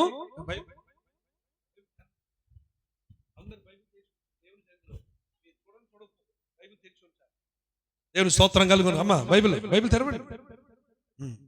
సారీ, నేను మరి నాకు అధికారం ఉంది కనుక, అంతేనా? ఆత్మీయ తండ్రిగా మేము మీకు చెప్తున్నాం, మీ మేలు కొరకు చెప్తున్నా. బైబిల్ ఎప్పుడు మూసేసి కోటలు కూర్చోవద్దు. అది అగౌరవం పరిశుద్ధాత్మకు. అర్థమైందా? అందుకని తెరిచి చక్కగా ఆసక్తిగా వినాలి. దేవునికి స్తోత్రం కలిగి. నువ్వు కూడా బైబిల్ లేకుండా వచ్చావు నాన్న. ఈసారి దేవుని నమ్ముకున్నావా? ఈసారి బైబిల్ తే ఏమ్మా. దేవునికి ఈ వాయిద్యాల కంటే ఎక్కువ ఏం కావాలి? నువ్వు కావాలి. రైట్, అంత కుర్చీ పైకి తల్లు చెప్పండి. గడిచిన హల్లెలూయా. రైట్. సో కనుక నీకు వాక్యం అంతా బాగా తెలిసి ఉండొచ్చును, కానీ ఇక్కడే లోబడ్డం, వినయం నువ్వు నేర్చుకోవాలి. అర్థమైందా? వాక్యానికి నువ్వు లోబడాలి, వాక్యముకి తలదించాలి. అర్థమైందండి? సో కనుక చెప్పండి, 6వది ఏమని చెప్పాను? ఏముండాలి? సహవాసము ఉండాలి. హల్లెలూయా. చెప్పండి, ఏముండాలి? వాక్యము, ఆత్మాభిషేకం కావాలంటే ఏముండాలి? నీకు సహవాసం ఉండాలి. దేవునికి మహిమ కలుగును గాక. Right, okay. ఆఖరిది 7 చెప్పి వెళ్ళిపోతాను. 7వ విషయం ఏమిటంటే, ప్రియమైన వాళ్ళారా, నీ జీవితంలో పరిశుద్ధాత్మ అభిషేకం కావాలంటే 7వ విషయం ఏమిటంటే, యేసు ప్రభువు వారంట తన్ను తాను రిక్తునిగా చేసుకొని ఎవరు స్వరూపం అంట? దాసుని స్వరూపము దాల్చాడంట. అంటే ఏం కావాలి నీకు? తగ్గింపు కావాలి. Praise the lord. నేను PhD చేశా, 24 దేశాలు తిరిగా, 6-7 పుస్తకాలు రాశా, 2 పుస్తకాలు తర్జుమా చేశా. ఏమండి, నాకు నేషనల్ అవార్డు ఉంది. నాకు నేను రాసిన ఒక వ్యాసానికి నేషనల్ సైన్స్ అవార్డు ఉంది. నాకు నా బయోడేటా 7 పేజీలు ఉంటుంది. ఏది లోకరీతి బయట నా చదువులు, నా అవార్డ్స్, నా సర్టిఫికెట్స్ అన్ని ఎన్ని పేజీలమ్మా? ఇప్పటికే యూనివర్సిటీలు కొన్ని అడుగుతాయి, సార్ మీ పేరు వాడుకోండి, మీ పిహెచ్డి కదా, మీ పేరు వాడుకుంటాం, మేము అన్ని మీ ఇంటికి పంపిస్తాం, సైన్ చేసి పంపించండి, మేము ప్రతి నెల చివరిలో మీకు చెక్ పంపిస్తాం, 1,40,000 చెక్ పంపిస్తాం, జస్ట్ ఇంట్లో కూర్చొని మీ కాగితాలు మా వాడు తెస్తాడు, మీరు సైన్ చేసి పంపించండి అన్న. అయినా కూడా నేను ఒప్పుకోలేదు. ఎందుకంటే ఇప్పుడు నేను చెప్పాను, sorry sir, thank you for the honour, నాకు ఇంత ఘనత ఇచ్చినందుకు వందనాలు, కానీ నేను ఇప్పుడు క్రిస్టియన్ మినిస్ట్రీలో ఉన్నాను, నాకు టైం ఉండదు, నేను అలా చెయ్యలేను అని చెప్పినప్పుడు మా వాళ్ళు ఏమన్నా తెలుసా, ఒరే పిచ్చోడా అన్నారు. ఇంట్లో కూర్చొని నీకు 1,50,000 చెక్ ఇస్తానంటే ఏమంటా, వద్దంటావా? ఎస్, ఎందుకంటే నేను డిమోషన్ కోరుకోను. ఆమేన్. సేవకు వచ్చిన తర్వాత మళ్ళీ ఉద్యోగంలోకి వెళ్ళడం అనేది ఏంటిది? అది డిమోషన్, దేవుని నామానికి అవమానం. అది ప్రైజ్ ద లార్డ్. ఎన్నో యూనివర్సిటీ, కృష్ణదేవరాయ యూనివర్సిటీ, ఏమండి మచిలీపట్నం, పొట్టి శ్రీరాములు యూనివర్సిటీ, నెల్లూరు, ఆంధ్ర యూనివర్సిటీ, విశాఖపట్నం, ఇలాగ 3 యూనివర్సిటీస్ పిలిచేయండి. ఇప్పటికీ నన్ను అప్పుడు కలపడినప్పుడు, సార్ అప్పుడు మీరు రాలేదు సార్, ఏమైనా వస్తారేంటి అని అడుగుతారు. సారీ అండి, చాలా దూరం ప్రయాణం అయిపోయాను, వెనక్కి నేను రాలేను. ఎస్, దేవునికి మహిమ తగ్గించుకోవాలి. ఇందాకే చక్కగా రమేష్ పాలు ఏదో చక్కగా మాటలు నా గురించి చెబుతూ సింపుల్ కనపడుతున్నాడు, కానీ ఆయన ఇలాంటి సింపుల్ మనిషిగా చాలా నా గురించి 4 మాటలు చెప్పాడు. దేవుడు ఆయన దీవించును కాక. ఎందుకు నా గురించి మంచి చెప్పినందుగా? అలా కాదు, ఆయన మొన్న విషయం చెప్పాడు. ఎస్, నేను ఇలా ఉన్నాను, కానీ మామూలుగా అయితే నాకు ఇంట్లో ఏమండి ఒక డజన్ బూట్లు ఉన్నాయి. అర్థమైందా? ఎన్ని బూట్లు? 30 సాక్స్ ఉన్నాయి, 7 వాచ్లు ఉన్నాయి, అన్ని స్మార్ట్ వాచ్లు, ఇంగ్లాండ్, అమెరికాది, ఆస్ట్రేలియాది. ఓకే, వాచ్లు ఉన్నాయి. ఇంకా నాకు అయ్యగారు తెలుసు, చెప్తారు, రోజుకొక ఏమండి పెన్ను వాడతాను ఆఫీసులో. మండే ఒక పెన్ను, శనివారం ఒక పెన్ను వాడతా, నా బల్ల మీద పెన్నులు ఉంటాయి, రోజుకు ఒక పెన్ను వాడతా. ఇప్పుడు చాలా తక్కువ. ఒకప్పుడైతే ఇంకా భయంకరం, 105, 110 జతలు ప్యాంటు షర్ట్లు ఉండే. నాకు ప్రభు నమ్ముకొని సేవకు వచ్చిన తర్వాత మొత్తం పోయాయి. ఇప్పుడు నేను వాడేది 6 ప్యాంట్లు. కానీ నేను తెలివైనగా ఏం చేస్తా, చొక్కాలు మారుస్తా. ఏం మారుస్తా? చొక్కాలు మారుస్తా. చొక్కాలు ఉన్నాయి, మస్తు ఉన్నాయి కదా. మనకి మెయిన్ ఇదే ఫిట్ అవుతే ప్యాంట్ ఉంటుంది, కానీ ప్యాంట్లు మీరు గమనించేవారు, కానీ దేవుని స్తోత్రం రేపు గమనించకండి. ఓకే, నేను చొక్కాలు ఒక 200 చొక్కాలు ఉన్నాయి, ఉద్రబాబానే ఉంటా. అటువంటి లైఫ్, అటువంటిది. చేతికి ఇక్కడ ఉండేది ప్యాంటు. ఎలా చెన్నైలోని చదువుతున్నప్పుడు ప్యాంటుని సాక్స్ లోపల దూపి తెల్ల బూట్లు వేసి ఏమండి కళ్ళద్దాలు పెట్టి గ్రీన్ ప్యాంటు. ఎప్పుడు చూసారు మీరు? చెన్నైలో చదువుతున్నప్పుడు మా అక్క గర్ల్స్ కాలేజీ, అందుకే నేను కూడా మా అక్క ముందు పోజు కొట్టడానికి వెళ్ళేవాడిని. ఇది గ్రీన్ ప్యాంటు, ఎర్ర షర్టు. మనుషులు చూసి మనిషి ఉగ్రమని. గ్రీన్ ప్యాంట్ ఎవడన్నా వేసుకునేది? ఎవడ గ్రీన్ ప్యాంట్ వేసుకుంటాడా? అలా ఉండేది నా. ఇగో కరెక్ట్ గా ఈ రంగు అనమాట ప్యాంటు, ఇగో ఆ గ్రీన్ రంగు అలా ఉండేది. అటువంటి లైఫ్ స్టైల్ మొత్తం ఏమైపోయింది ఇప్పుడు? సింపుల్. హల్లెలూయా చెప్పండి, హల్లెలూయా. మీకు అర్థమైందండి? నేను 450 పైన విమానాలు ఎక్కా ఇప్పుడు దాకా. ఎన్ని? 400. నా వయసు చెప్పను, ఈ వయసులో ఓకే, ఎన్ని విమానాలు ఉన్నాయో. డబుల్ డెక్కర్ విమానం ఎక్కా. 770 మంది ఉంటారు విమానంలో. డబుల్ డెక్కర్ తెలుసు? డబుల్ డెక్కరు కింద ఒక వరుస, పై ఒక వరుస. నేను ఫస్ట్ చూసినప్పుడు దేవా స్తోత్రం, హల్లెలూయా, ఇది ఎగురుతుందా అనిపించింది నాకు. 700 మంది, వారి సామాన్లు, వారి సూట్ కేసు, వారి వాటర్ బాటిల్స్, వారి ఒక్కొక్కడికి 40, ఒక్కొక్కడికి 23 కేజీలు బరువు. 2 సూట్ కేసులు ఇస్తారు, 46 కేజీలు బరువు. ఒక్కొక్కడికి 700 × 40 చూడండి ఎంత బరువు అమ్మది, ఎన్ని టన్నులు. పెద్ద విమానం, డబుల్ డెక్కర్ విమానం. ఏమంటారు దాన్ని? బోయింగ్ 878 ఇది ఉంటుంది, అది డబుల్ డెక్కర్. 400 విమానాలు ఎక్కా. ఎన్ని విమానాలు? చిన్న బుడ్డి విమానం కూడా ఎక్కా, 8 మంది పట్టి విమానం, నేపాల్కి వెళ్ళినప్పుడు. కానీ అయినా కూడా ఇప్పుడు దేవుడు ఏం నేర్పించాడు నాకు? ఇప్పుడు ఏం నేర్పించాడు? నా భాష తెలుగు కాదు, నేను ఇంగ్లీష్లో ప్రొఫెసర్ని, స్కాలర్ని. ఇంగ్లీష్లో నేను కానీ మాట్లాడితే నాకు తర్జుమా చేయడం చాలా కష్టం. అయ్యగారికి తెలుసు, మా యానివర్సరీ సభలు ఉంటాయి, అయ్యగారు కూడా అప్పుడు వచ్చారు. మా విశాఖపట్నం సభల్లో 1000 మంది పైన వస్తారు సభలకు. అక్కడ నార్త్ ఇండియా అక్కడి నుంచి వస్తారు. అక్కడ నేను ఒకరోజు ఇంగ్లీష్ మెసేజ్ ఇస్తుంటే విశాఖపట్నంలో పేరు మోసిన తర్జుమాదారులు 3 మారారు చేయలేక. ఆ రోజు నా సందేశము 3 గంటల వరకు వెళ్ళింది. 3 గంటల్లో ఎంతమంది మారారండి? అది నా ఇంగ్లీష్ మీకు అర్థం కాలేదు, మీకు అర్థం చేసుకోలేదు. అది అంత ఈజీగా, అంత హై లాంగ్వేజ్ ఉండేది. అయినా దేవుని గురించి బట్టి ఇప్పుడు ఏం మాట్లాడుతుంది? ఇంగ్లీషే తెలుగా తమ్ముడు? అది తెగులా? తెలుగు దేవుని స్తోత్రం. హల్లెలూయా. ఏముండాలి చెప్పండి, ఏడు ఏముండాలి? మనం ఎంతగా మనం తగ్గించుకుంటే అంతగా దేవుడు నమ్మిన నాతో పాటు ఆమె చెప్పండి. ఎడవైపు కుడివైపు తిరిగి శేఖరించి తగ్గించుకుంటే దేవుడు హెచ్చిస్తాడు. చెప్పండి, పక్కన వాళ్ళు చెప్పండి ఈ మాటలు. చెప్పండి అమ్మా, ఎలా చెప్పడం కాదు, హలో శేఖరి చెప్పు, శేఖరి చెప్పారా మీరు? ఎంత తగ్గించుకుంటే అంత హెచ్చిస్తారు. Praise the lord. ఇప్పుడు పరిశుద్ధాత్మ అభిషేకం కావాలంటే ఎన్ని విషయాలు చెప్పాను నేను, రైట్? మరి ఆత్మ నా టాపిక్ ఏంటి ఈరోజు? ఆత్మ పురుషుడు. మరి సబ్జెక్ట్ ముగించమంటారా, దీంతో ఆపేయమంటారా? మాట్లాడండి ఫస్ట్ గారు, ఏం చేయమంటారు? చెప్పండా, ఏం పర్లేదంటే ఏం చేస్తారు నన్ను. మంచి దేవుని స్తోత్రం. కూర్చోపైకి హల్లు చెప్పాలి. ఇప్పుడు ఆదికాండం 39 అధ్యాయానికి రండి. ఆదికాండం 39 అధ్యాయం, అక్కడ 1 వచ్చిన చదవండి అమ్మా. అమ్మా నా టాపిక్ ఏం చెప్పండి? ఆత్మ. ఇప్పుడు ఎవరు అర్థమైందా? ఎవరు ఆత్మ పురుషుడు? ఎవరు? యోసేపు. అందరు హల్లు చెప్పండి, రైట్? చెప్పండి అమ్మా. అప్పుడు యోసేపును ఐగుప్తును తీసుకొని వచ్చినప్పుడు ఫరోయికు ఉద్యోగస్తుడును సంరక్షకుడునైనా సేనాధిపతియునైనా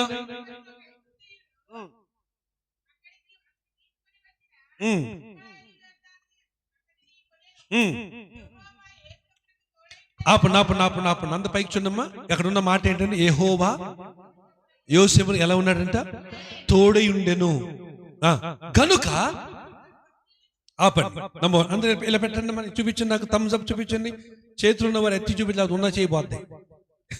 సరదా చెప్తా, మీ నిజం అనుకోకండి. అయ్యా చెప్పండి. నంబర్ 1, ఆత్మ పురుషుడు ఏం చేస్తాడు? అందరూ చెప్పండి, వర్ధిల్లుతాడు. మళ్ళీ చెప్పండి, రెండోసారి వర్ధిల్లుతాడు. మూడోసారి చెప్పండి, ఆత్మ పురుషుడు ఏమొస్తాడు? ఛేదించండి. నంబర్ 1, ఆత్మ లేకపోతే నువ్వు వర్ధిల్లావు. హల్లెలూయా చెప్పండి, హల్లెలూయా. నేను మరి 98వ సంవత్సరంలో పరిశుద్ధాత్మ అభిషేకం పొందుకున్నా. అప్పుడు ఇలాగే నేను ప్రార్థిస్తుంటే మనుషులు కనపడతలే, ఏంటి కింద పడిపోయి ఉన్నారు. అప్పుడు ఎవరో చెప్పారు, అయ్యా మా అభిషేకం దేవుడు మీకు ఇచ్చాడు, మీ స్వస్థతలు ఇవన్నీ చేస్తారు, ఇవన్నీ జరుగుతాయి. ఎప్పుడు 98వ సంవత్సరంలో. అదే సంవత్సరంలో నేను వర్ధిల్లాను. జాత్ వినాలి, ఏమైందో తెలుసా? అదే సంవత్సరంలో కాలేజీకి ప్రిన్సిపల్ అయ్యాను, యూజీ కాలేజ్ ప్రిన్సిపల్ అయ్యాను. అదే సంవత్సరం నేను ప్రిన్సిపల్ ఉన్న కాలేజీకి 3 PG MSc computer science, MBA మరియు ఎంసీఏ కోర్సులు అప్రూవ్ అయ్యాయి. అదే సంవత్సరంలో నాకు దేవుడు కుమార్తెను గర్భఫలాన్ని ఇచ్చాడు. అదే సంవత్సరం నా సొంత డబ్బులతో నేను కారు కొనుక్కున్నా, పెద్ద పొడవటి కారు. ఈ బిల్డింగ్ అని ఉంటది.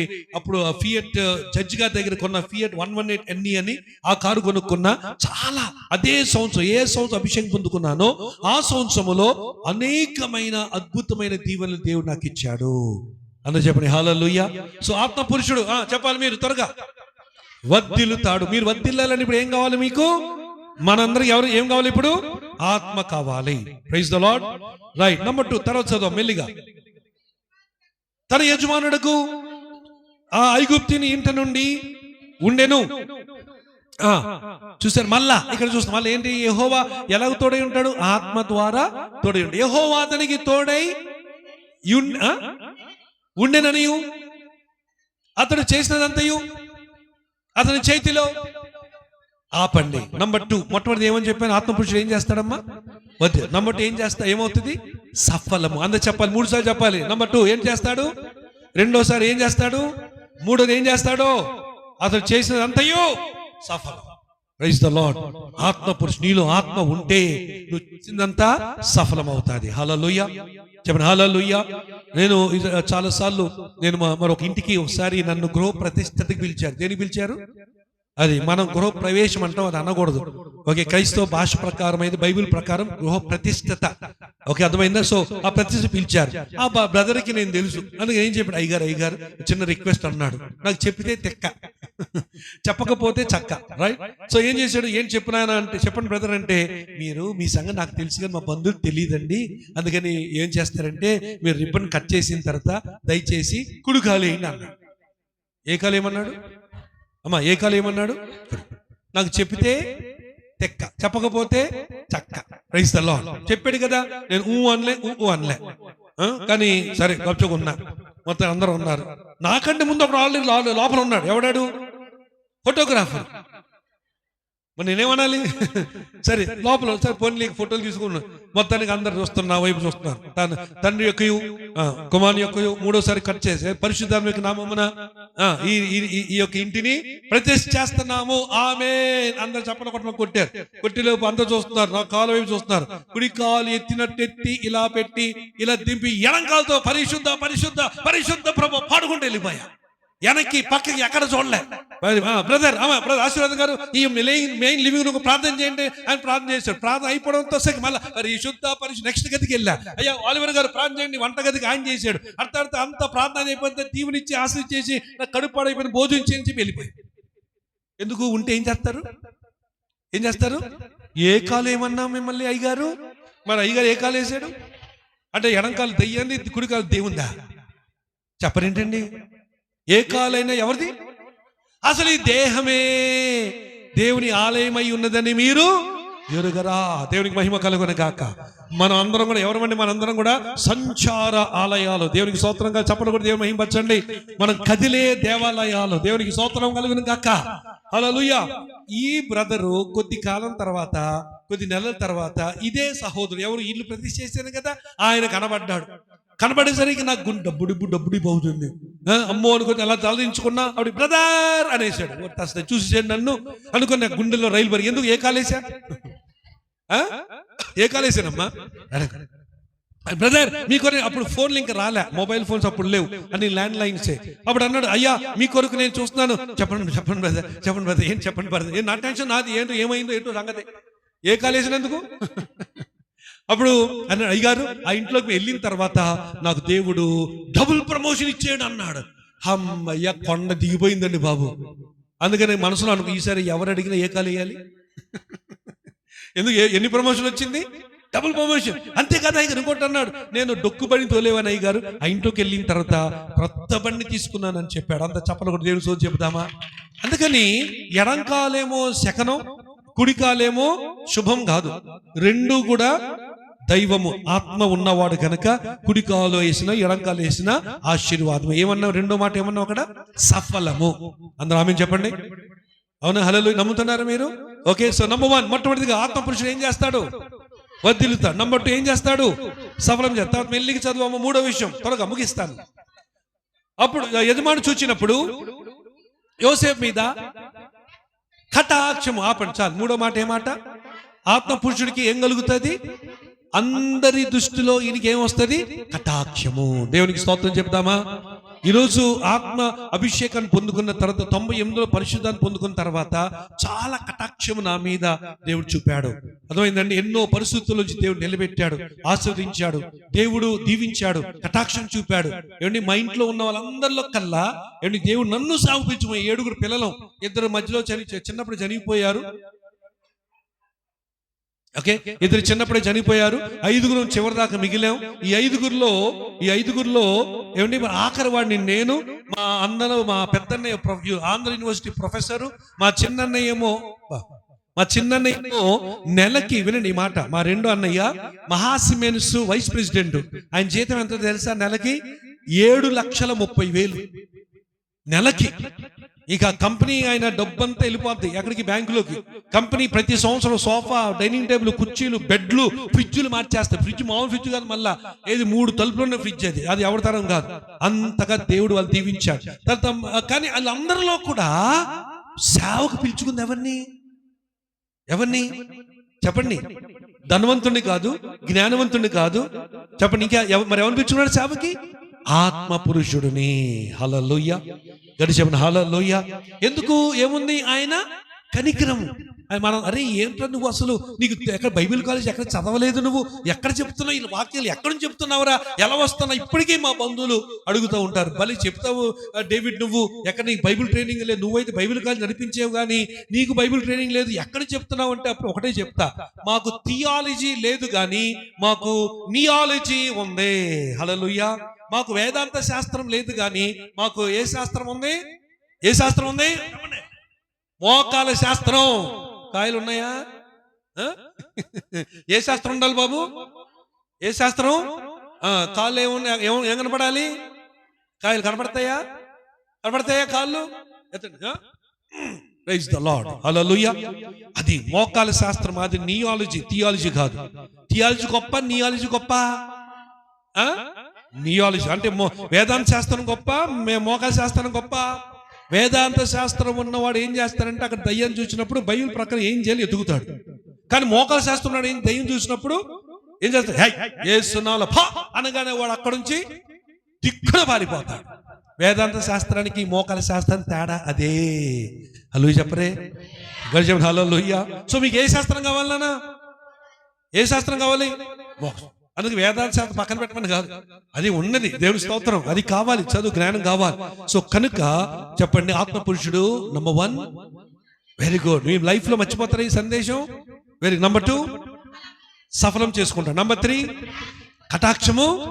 ఈరోజు మీ మీద, ఈ గ్రామం మీద, దేవుని బిడ్డలుగా ఉన్న మీ అందరిని బట్టి గ్రామం అంతటి మీద, ఏ కులమైన ఏ మతమైన ఎవరైనా సరే ఏం రావాలి? మిమ్మల్ని బట్టి. అక్కడ పోతిఫర్ ఎవరిని బట్టి దీవించబడ్డాడు? యోసేపు బట్టి. మిమ్మల్ని బట్టి గ్రామం అంతా ఏమవ్వాలి?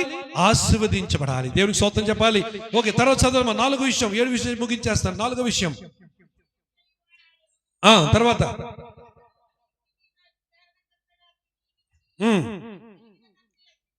అప్పగించను. 5వ మాట, 4వ మాట.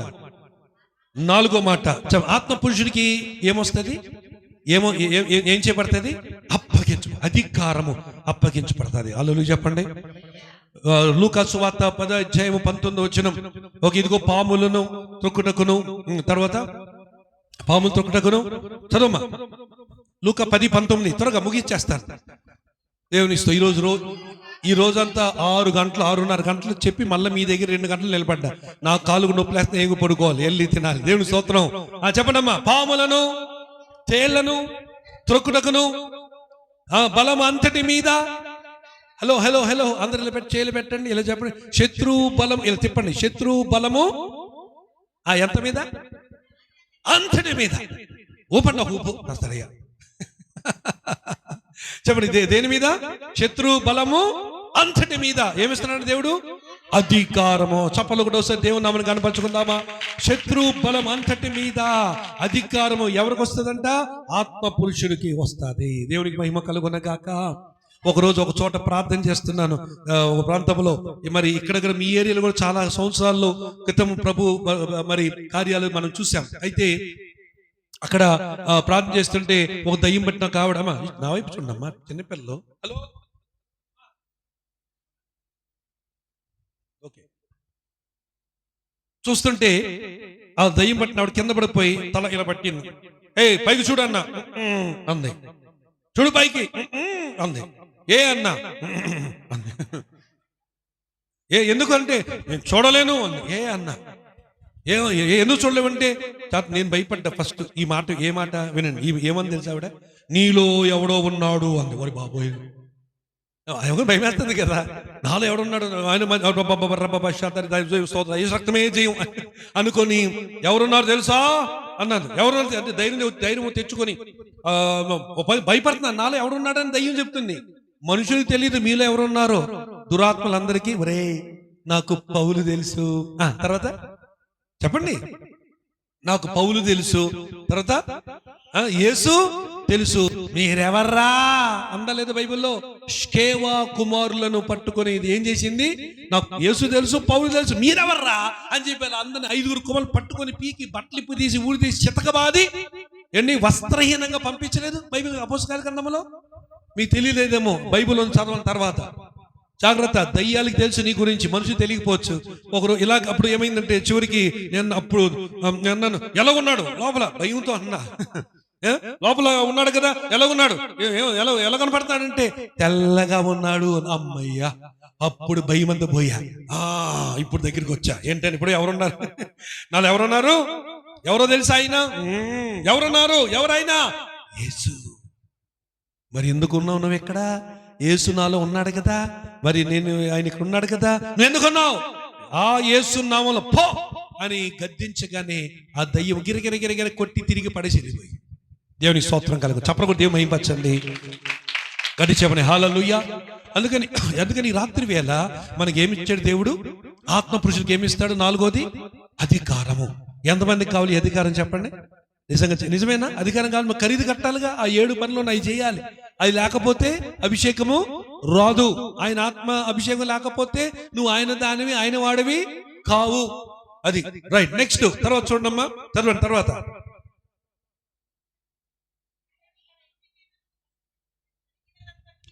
ఆయనకి ఇంటి మీదను తన కలిగినంతటి మీదను అతన్ని విచారణకర్తగా నియమించిన కాలం మొదలుకొని యెహోవా జాతివినాలి 5వది యోసేపును నిమిత్తము. అబ్బా, ఐగుప్తు ఇంటిని, వ్యక్తిని కాదంట, దేన్నంట? ఏకంగా ఐగుప్తు ఇంటి అంతటిని కూడా దేవుడు చప్పలు కొట్టోసారి దేవునికి స్తోత్రం చెప్పండి, గట్టిగా చెప్పండి ఆమేన్. ఆత్మ పురుషుడు ఏమవుతాడు? ఆశీర్వాదానికి కారకుడవుతాడు. హల్లెలూయా. ఆ ఆత్మ పురుషుడు ఎక్కడ ఉంటాడో అక్కడ ఆశీర్వాదం. ఆత్మ పురుషుడు ఎక్కడికి వెళ్తాడో అక్కడ ఆశీర్వాదం. ఆత్మ పురుషుడు ఎక్కడ బస ఉంటాడో అక్కడ ఆశీర్వాదం. ఆత్మ పురుషుడు ఎక్కడ హోటల్లో భోజనం చేస్తాడో ఆ హోటల్కి ఆశీర్వాదం. ఆత్మ పురుషుడు ఎక్కడ హోటల్ బస ఉంటాడో ఆ హోటల్కి ఆశీర్వాదం. ఎక్కడ ఆత్మ పురుషుడు ఏ ట్యాక్సీలో వెళ్తాడో ఆ ట్యాక్సీ ఆశీర్వాదం. అందరూ ఆమేన్ చెప్పండి, గట్టిగా చెప్పండి. కొన్ని సంవత్సరాల క్రితం అమెరికాలో నేను వెళ్ళినప్పుడు నన్ను ఒక ఎయిర్పోర్ట్ నుంచి ఒక దగ్గరికి నాకు ఎవరు ట్యాక్సీ బుక్ చేశారు. నన్ను పిలిచిన వ్యక్తి ఆ ఉద్యోగం రాలేకపోవడం వల్ల ట్యాక్సీ బుక్ చేశాడు. నేను దిగాను, ఎయిర్పోర్ట్ దిగాను, ట్యాక్సీ వచ్చి వెయిట్ చేసి ట్యాక్సీ వచ్చింది. ట్యాక్సీ వచ్చిన తర్వాత లోపల ఒక నల్ల జాతి స్త్రీ తోలుతుంది బండి. ఓకే, బ్లాక్ లేడీ అంటే ఆఫ్రికన్ లేడీ, ఆవిడ ట్యాక్సీ డ్రైవర్ అనమాట. తోలిన తర్వాత మేము వచ్చింది, ఆగింది, సూట్ కేసు లోన్ పెట్టే నేను వెనకాలకి వెళ్ళి ట్యాక్సీ కూర్చున్న తర్వాత నేను ప్రాణం చేసుకుంటున్నా వెనకాల సీట్లో చేసుకుంటుంటే ఆవిడ సడన్ గా అడిగింది, హూ ఆర్ యూ అని. ఈడెవరో నాకు తెలియదు, ట్యాక్సీ డ్రైవరు, మీరెవరు, హూ ఆర్ యూ అని అడిగింది. వై అన్నాను నేను, వై అన్నాను. హూ ఆర్ యూ అన్నాను. Yes I will tell you, but why, ఎందుకు అడుగుతున్నాను నేను ఎవరిని అన్నప్పుడు ఆవిడ చెప్పిన సాక్ష్యం జాతి వినాలి. ఏం చెప్పింది తెలుసా? నువ్వు ఈ కారు ఎక్కగానే కారు ఊగిపోయిందండి. హల్లెలూయా. నువ్వు కారు ఎక్కగానే ఏమైపోయింది? కారు మొత్తం నాకు తెలియదు. అప్పుడు అడిగింది ఆవిడ, నువ్వు దేవుని సేవకుడువా అని అడిగింది. దేవునికి మహిమ కలుగును గాక. గట్టిగా చెప్పండి హల్లెలూయా. అవును అన్నానండి. వెంటనే కారులో ఉన్న డ్రైవరు, ఆ లేడీ డ్రైవరు, నల్లజాతి ఆవిడ అని మొత్తం భాషలు మాట్లాడేస్తుంది. నేను మిత్రపోయి, దేవా ఎంత గొప్ప భాగ్యం అయ్యా, ఇది నా లైఫ్ లో ఫస్ట్ టైం. ఇన్ని దేశాలు దిగినా గానీ టాక్సీ డ్రైవరు ఎక్కగానే కారు ఊగిపోయిందంట. తర్వాత భాషలో మాట్లాడి, ఇదే ఫస్ట్ అయ్యే, దేవుని స్తోత్రం. నేను ఇద్దరం భాష మాట్లాడుకుంటూ వెళ్ళిపోయాం. చివరికి నేను ఆ రోజు సాయంకాలం మీటింగ్ ఉంది, ఆవిడ ఆ యాప్ని, టాక్సీ యాప్ని ఆఫ్ చేసి నేను మీతో పాటు మీటింగ్ వచ్చి కూర్చుంటానని చెప్పి ఆ రోజు సాయంకాలం 2:30 గంటల వాక్యం చెప్పాను. ఆ 2:30 గంటల వాక్యము కూర్చొని ఆవిడ వినింది. దేవునికి మహిమ కలుగును గాక. ఎస్, గట్టిగా చెప్పలు కూడా దేవుని మహిమపరచాలి. ఇది దేవుని సన్నిధిలో చెప్పే కథ కాదు, ఇది నిజంగా జరిగిన. ఇప్పుడు ఆవిడ రేపు నవంబర్లో మా దగ్గరికి రావాలని ఎప్పుడు ట్రై చేస్తాను, కానీ రేపు నవంబర్లో ఆవిడ వస్తానంటాను. దేవునికి మహిమ కలుగును గాక. ఓకే, వస్తే తప్పని ఇదే తీసుకొస్తా, అర్థమైందా? మరి మీరు అప్పుడు ఆవిడ సాక్ష్యాన్ని కూడా మీరు వినొచ్చును. ఆవిడ చెప్తుంది, ఇప్పటికి చెప్తుంది, ఓ పాస్టర్ నాకు ఫోన్ చేసినప్పుడల్లా చెప్తుంది, pastor please don't put me on fire అంటది. అయ్యా మీరు మాట్లాడిన కానీ నగ్గిని మండించొద్దు అంటది ఆవిడ. అది నా చేతులు లేదా మంట. అలాగే నేను ఒకసారి ఫోన్ ఎత్తగానే, ఎస్, ఆవిడ పేరు వేద, ఓకే, ఎస్ వేద అనగానే భాష మాట్లాడుస్తుంది. ఒక 5 నిమిషాలు నేను కూడా భాష ఇక మాట్లాడుకోవాలా ఉన్నా. అయిపోయిన తర్వాత, బాబోయ్ మీకు ఫోన్ చేయలేకపోతున్నాను. ఏమన్నాను, మీరు ఫోన్ చేసి మీరు హెలో అనగానే ఇక్కడ అనాయింటింగ్ దిగిపోతుందండి. దేవునికి స్తోత్రం కలుగునే కాక. ఆవిడే సాక్ష్యం చెప్తే, ప్రభు చిత్తమైతే మీ దగ్గరికి త్యాగలైతే చూద్దాం, అప్పుడు ఈవిడ సాక్ష్యం మీరు వినొచ్చు. మా చర్చికి నవంబర్లో ఈ వేద అని ఆవిడ రాబోతుంది. దేవునికి మహిమ కలుగునే కాక. సో ఏం చెప్పాను చెప్పండి? అయిపోతే ఏమని చెప్పానమ్మా? ఏం చెప్పాను? ఆవిడ అప్పటి నుంచి ఆవిడ ఏమైంది తెలుసా? మొత్తం మారిపోయింది. టాక్సీ మానేసింది. ఆవిడ లైఫ్ అంతా, అమెరికాలో జరిగిన సాక్ష్యం, లైఫ్ అంతా మారిపోయి ఇప్పుడు ఎక్కడో ఆఫీస్ జాబ్ లో జాయిన్ అయిపోయి ఆఫీస్ పనులు చేసుకుంటూ ఆవిడ ఇప్పుడు మరి దేవుని కొరకు ఆవిడ సంఘములో, ఆవిడ చర్చిలో ఆ పాస్టర్ గారితో పాటు కలిసి సేవలో అద్భుతమైన ప్రవచనాలు చెబుతుందంట. దేవునికి మహిమ కలుగునగాక. హల్లెలూయా. నంబర్ 1, ఆత్మపురుషుడు ఏం చేస్తాడు? నేను ఎందుకు పదే చెప్పిస్తున్నానంటే ఇది మీరు ఎప్పటికీ మర్చిపోకూడదు. చెప్పండి మా అమ్మ, ఏం చెప్పండి? వర్ధిల్లుతా. నంబర్ 2 చెప్పండి, సఫలం చేస్తా. నంబర్ 3 చెప్పండి ఏమ్మా? రైట్. నంబర్ 4 నెంబర్ 5 అది ఆత్మపురుష ఎక్కడికి వెళ్తే అక్కడ ఆశీర్వాదం. హల్లెలూయా చెప్పండి, హల్లెలూయా. ఓకే, తర్వాత చదవం. నెంబర్ 6 యెహోవా ఆశీర్వాదము ఇంటిలోనేమి పొలములోనేమి అతను కలిగిన సమస్తము మీదను ఉండెను. ఆమెను చెప్పండి అందరూ. అందరు కూర్చోపై ఎత్తుకెళ్ళి కళ్ళు మూసుకున్న అంతపడి మాట చెప్పండి. ఆ వాక్యం అవ్వలేదు, జస్ట్ మన మధ్యలో ప్రవచన పరిశుద్ధ చెప్పండి. నా ఇల్లు ఆశ్రయించబడును గాక చెప్పండి. నా భర్త నా భార్య ఆశ్రయించబడును గాక, నా పిల్లలు ఆశ్రయించబడును గాక, నా సంఘం ఆశ్రయించబడును గాక, నా ఊరు ఆశ్రయించబడును గాక, నా గ్రామం ఆశ్రయించబడును గాక, నా పని ఆశ్రయించబడును గాక, నా కష్టము ఆశ్రయించబడును గాక, నా ప్రయాసం ఆశ్రయించబడును గాక, నా సేవ ఆశ్రయించబడును గాక, నా నడక ఆశ్రయించబడును గాక, నా పలుకు ఆశ్రయించబడును గాక, నా ప్రార్థన ఆశ్రయించబడును గాక, నా వాక్య జ్ఞానము ఆశ్రయించబడును గాక, నా ఇరుగు పొరుగు వారు ఆశ్రయించబడుదురు గాక, నా బంధువులు ఆశ్రయించబడుదురు గాక, నా వియ్యంకులు ఆశ్రయించబడుదురు గాక, నా కోడలు, నా అల్లుడు, నా అత్త, నా మామయ్య ఆశ్రయించబడుదురు గాక, నా గర్భ ఫలము ఆస్వాదించబడును గాక, నా బండి ఆస్వాదించబడును గాక, నా వాహనము ఆస్వాదించబడును గాక, నా పిండి, నా యొక్క నూనె, నా బియ్యము, నా ఆహార పదార్థములన్నీ ఆస్వాదించబడును గాక, నా సంఘము ఆస్వాదించబడును గాక, నా సేవకుడు ఆస్వాదించబడును గాక, నా సేవకుని కుటుంబము ఆస్వాదించబడును గాక, నా సేవకుని ప్రయాసము ఆస్వాదించబడును గాక. అందరు చేతులు పైకి చప్పలు కొడి గట్టిగా దేవుని స్తుతించుకోండి. ప్రైజ్ ద లార్డ్, హల్లెలూయా. పలుకులో ప్రభావం ఉంది. ఏం పలుకుతామో అది మనం పొందుకుంటాం. జీవన మరణములు అది. ఇప్పుడు ఏం పలికారు మీరు? ఆశీర్వాదం. కనుక ఆశీర్వాదం వచ్చిందా లేదా? కంపల్సరిగా మీకు ఈ వారముల నుంచే కొందరు నూతనమైన కార్యాలు చూడబోతున్నారు. ఆమేన్. ఈ వారం నుంచి కొందరు చూస్తారు. రాబోయే వారంలో ఈ గ్రామములో కొన్ని అద్భుతమైన మేలుకరమైన మార్పులు ఈ గ్రామములో మీరు చూడబోతున్నారు. హల్లెలూయా చెప్పండి, హల్లెలూయా. ఒక విశ్వాసుల పరిస్థితి, సేవకుల పరిస్థితి, మొత్తం ఈ గ్రామస్తుల పరిస్థితి దేవుడు దీవించబోయి మార్చబోతున్నాడు. హల్లెలూయా. విశాలమైన రోడ్లు రాబోతున్నాయి. దగ్గరలో ఏదో రాబోయే కాలంలో, రాబోయే దినాల్లో ఒక పెద్ద కాలనీ లాగా పెద్ద బిల్డింగ్స్ కనపడతాయి. నాకు దేవునికి మహిమ కలుగును గాక. ఏ దిక్కునో తెలియదు కానీ మొత్తానికి ఒక దిక్కున ఈ యొక్క ప్రాంతంలో ఈ ఊరి రంగాపురం దగ్గరలోనే పెద్ద పెద్ద బిల్డింగ్స్ నాకు కనపడుతున్నాయి. ఆమేన్. ఏమైనా ప్రాజెక్ట్ అప్రూవ్ అయిందా? దగ్గరలో ఏమైనా అప్రూవ్ కాబోతుంది? ఏదో ఆలోచిస్తున్నాడు, నాకు బిల్డింగ్ బాగుండేది. నమ్మిన వారు ఆమెను చెప్పండి. ఎన్ని అయిపోయినాయి ఇప్పటికి? 5 6 కదా, 6 అయిపోయింది. తర్వాత చదువు, ముగింపు వచ్చేస్తాను. అతడు తన కలిగినంతయు యోసేపు చేతికి అప్పగించి తాను ఆహారం తింటూ తప్ప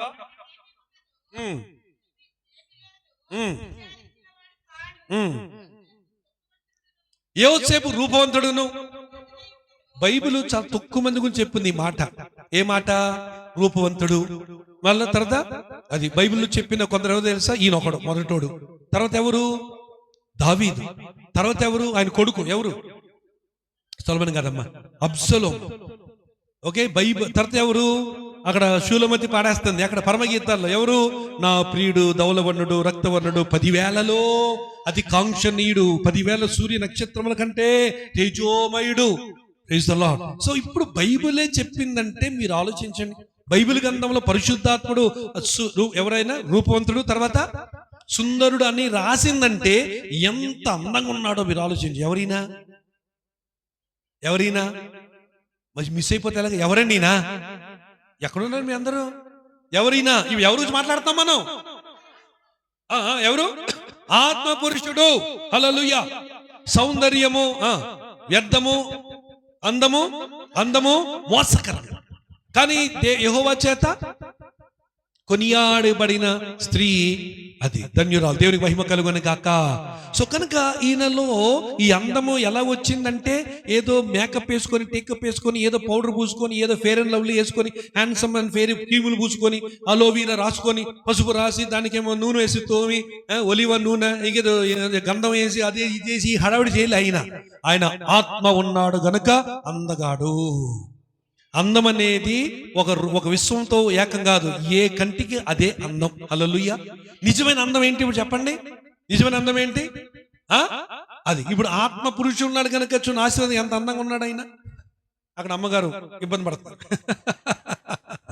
హల్లెలూయా. సో నిజమైన అందం ఏంటన్నమాట? ఆత్మీయత, అసలైన అందం. Praise the lord. అయితే జాగ్రత్త వినాలి. ఎన్నోది పాయింట్ ఇప్పుడు? 7వది. ఏమైంది తెలుసా? ఒక 8 చెప్పి ముగించేస్తా సరేనా? రైట్. ఇప్పుడు ఎక్కడున్నాం మనం? రూపవంతుడు తర్వాత సుందరైన ఉన్న ఎవరింట్లో ఉన్నాడు? అయ్యగారు ఎవరింట్లో ఉన్నాడు? పనివాడిగా. పోతిఫర్ ఇంట్లో ప్రధాన పనివాడిగా ఆశీర్వదించబడిన పనివాడిగా బతుకుతుంటే ఇదంతా కూడా ఒక మనిషి చూస్తూ ఉన్నారు. ఎవరిది? ఎవరు? పోతిఫర్ గారి భార్య. నేను ఈ గురించి చదివా. పాప ఈడు మంచిదే, ఈడు చెడ్డదేం కాదు. అయితే ఒక తేడా ఏంటంటే ఆవిడకి ఈయనకి ఏంటంటే చాలా వయసు, ఏజ్ గ్యాప్ అంట. కనీసం 20-25 ఇయర్స్ గ్యాప్ ఉందంట. ఎవరికి? పోతిఫర్కి ఆయన యొక్క భార్యకి. అయినా కూడా ఆవిడ చాలా మంచి భర్త దేవో భవ అన్నట్టుగానే ఉంది. ఈవిడ పోతిఫర్ భార్య. దాని వినాలి, చరిత్ర చెప్తుంది, బైబిల్లో ఉన్నది, చరిత్ర ఉంటుంది. ఈ పోతిఫర్ భార్య నెలకు ఒకసారి స్త్రీల కూటం పెడతాదంట. ఏ కూటం? ఆ స్త్రీల కూటానికి ఎవరు వస్తారంటే 40 మంది ప్రధానుల భార్యలు స్త్రీలు వస్తారు. అంటే ప్రధాన స్త్రీలు వస్తారు, విఐపీస్ అందరూ. ప్రతి నెల ఎంతమంది? 40 మంది. ప్రతి నెల ఎవరింట్లో?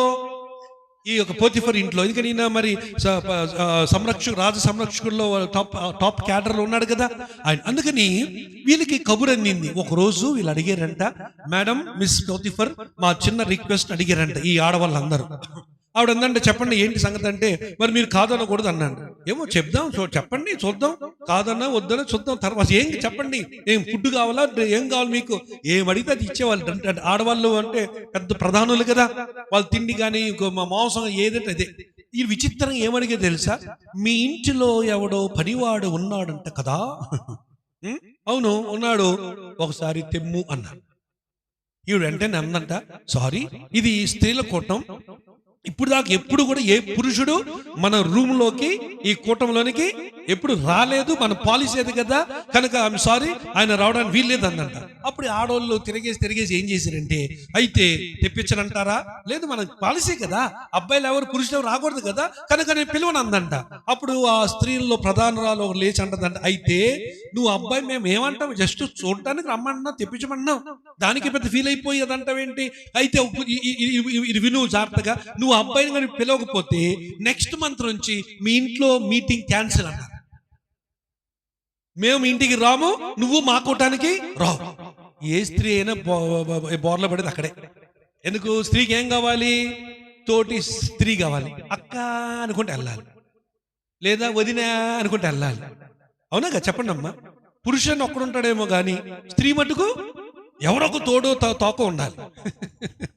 అందుకని ఈవిడ ఆలోచించి, అబ్బో అంత పెద్ద శిక్ష వేస్తే ఎలాగా, సర్లే చూడటమే కదా, ఓకే అంత మాట అనకండి, అమ్మమ్మమ్మో అలా చేయకండి, రండి నా దగ్గర ఇంటికి ప్రతి నెల రండి అని చెప్పి తెప్పించమన్నాను. అప్పుడు ఉన్న పాటన ఉన్నలాగున యోసేపు ఉన్నాడు కదా, రప్పించండి తీసుకురండి అని చెప్పినప్పుడు యోసేపు అలాగనే ఆయన ఏం సిద్ధపాటు లేదు, మేకప్ లేదు, మొహం కడుక్కుంది ఏం లేదు, ఉన్న పాటన ఆయన చేతిలో ట్రేలో కొన్ని సామాన్లు తిండి పదార్థాలు తీసుకొని అలా గదిలోకి వచ్చేటట్ట. వస్తే ఈ 40 మంది స్త్రీలు కూడా ఆయన్ని అలా బిత్తరపోయి, ఎందుకని బయలు ఏం చెప్తే ఎవరైనా రూపవంతుడు మరియు సుందరుడు. ఆ ఆడవాళ్ళందరూ బిత్తరపోయారు. వీళ్ళందరూ ఐగుప్తు నల్లజాతి కదా, ఈయన ఎలాగున్నాడు? చీకటి ఆకాశంలో చంద్రుడిలాగా ఉన్నాడు. హల్లెలూయా. చీకటి ఆకాశంలో చంద్రుడిలాగా ఉన్నాడు. అందుకని ఈయన వచ్చేసరికి ఏం తెలియదు, పాపం అమాయకం వచ్చాడు. వచ్చిన తర్వాత మెల్లిగా వచ్చాడు, అక్కడ పెట్టమంది, అందరూ అలా చూస్తున్నారు. ఎలా చూశారట, చూశారు, గమ్ముకున్నారు. ఆయన పెట్టాడు, మళ్ళీ ఆయనకి వెళ్ళిపోయి మళ్ళీ అలాగా చూశారట, వెళ్ళిపోయాడు.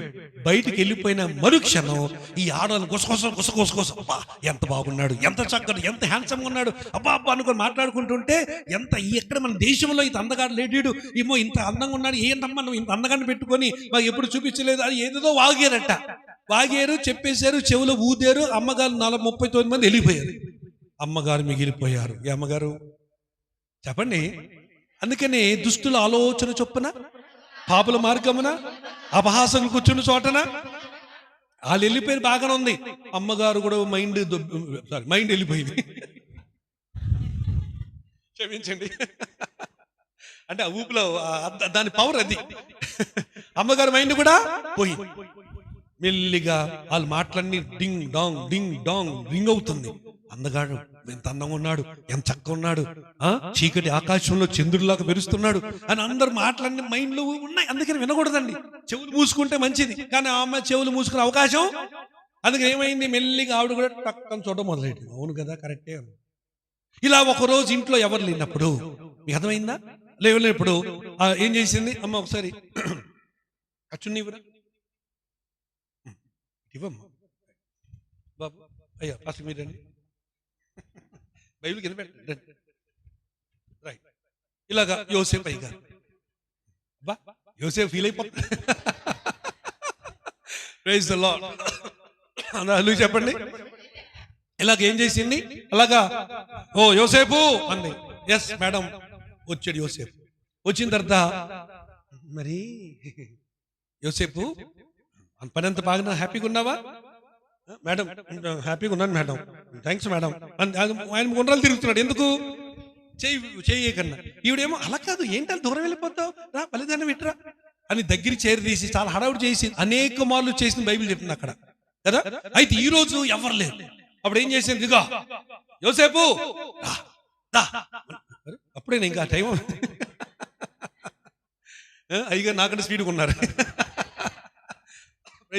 కానీ యోసేపు రా, మన ఎవరికి తెలియదు, ఇంట్లో ఎవరు లేరు అన్నప్పుడు యోసేపు ఏం చేశాడు, అమ్మా ఇంట్లో ఉన్న వాటన్నిటి మీద చెప్పండి, నా యజమానుడు అన్నిటికీ అధికారం ఇచ్చాడు, కానీ నిన్ను నాకు ఇవ్వలేదు గనక నా యజమానికి నా దేవుని వ్యతిరేకంగా నేను ఎలాగ ఈ పని చేయగలను చెప్పి ఏం చేశాడు, దులుపుకొని పారి. సడన్ గా చేతిలో అబ్బాయి లేడు, చేతిలో ఏముంది, ఆయన అంగీ ఉంది. వెంటనే రివర్స్ అయిపోయి అమ్మా నిడిచింది. ఏంటి డార్లింగ్ డార్లింగ్ అని ఆయన పరిగెత్తుకు వచ్చాడు. ఏంటి ఏంటి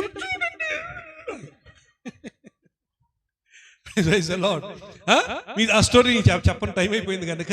అయితే నేను చెప్పాల్సిన 7వ పాయింట్, ఆత్మపురుషుడు. వినండి ఈ మాట, ఆత్మపురుషుడు శోధనను జయిస్తాడు. అది పాయింట్. అది ఆత్మ లేకపోతే యోసేపు ఫ్లాట్, ఎప్పుడో ఫ్లాట్ అయిపోయేవాడు, ఎప్పుడో అయిపోయేవాడు, ఎంతసేపు ఉండేవాడు కాదు. ఆత్మ పురుషుడు శోధనను జయిస్తాడు. దేవుని మహిమ కలుగును గాక. అందరూ చెప్పండి హల్లెలూయా. ఆఖరిగా ఒక మాట చూడండి, మనం ఒకసారి వెళ్ళిపోదాం. చాలా ఉన్నాయి మధ్యలో, టైం లేదు కానీ దాటేస్తున్నాను. అది కన్నము 41 వచ్చినానికి 41 అధ్యాయానికి రండి. అక్కడ మనం ఇది చూసి మనం ముగించుకుందాం. అందరూ సంతోషంగా ఒకసారి చెప్పండి, గట్టి చెప్పండి హల్లెలూయా. రైట్. అందులో ఇంకా చాలా జరిగింది కానీ టైం లేదు కనుక మనం చూద్దాం. అక్కడ 41 అధ్యాయంలో మనం 38 నుంచి చదవండమ్మా. 41:38.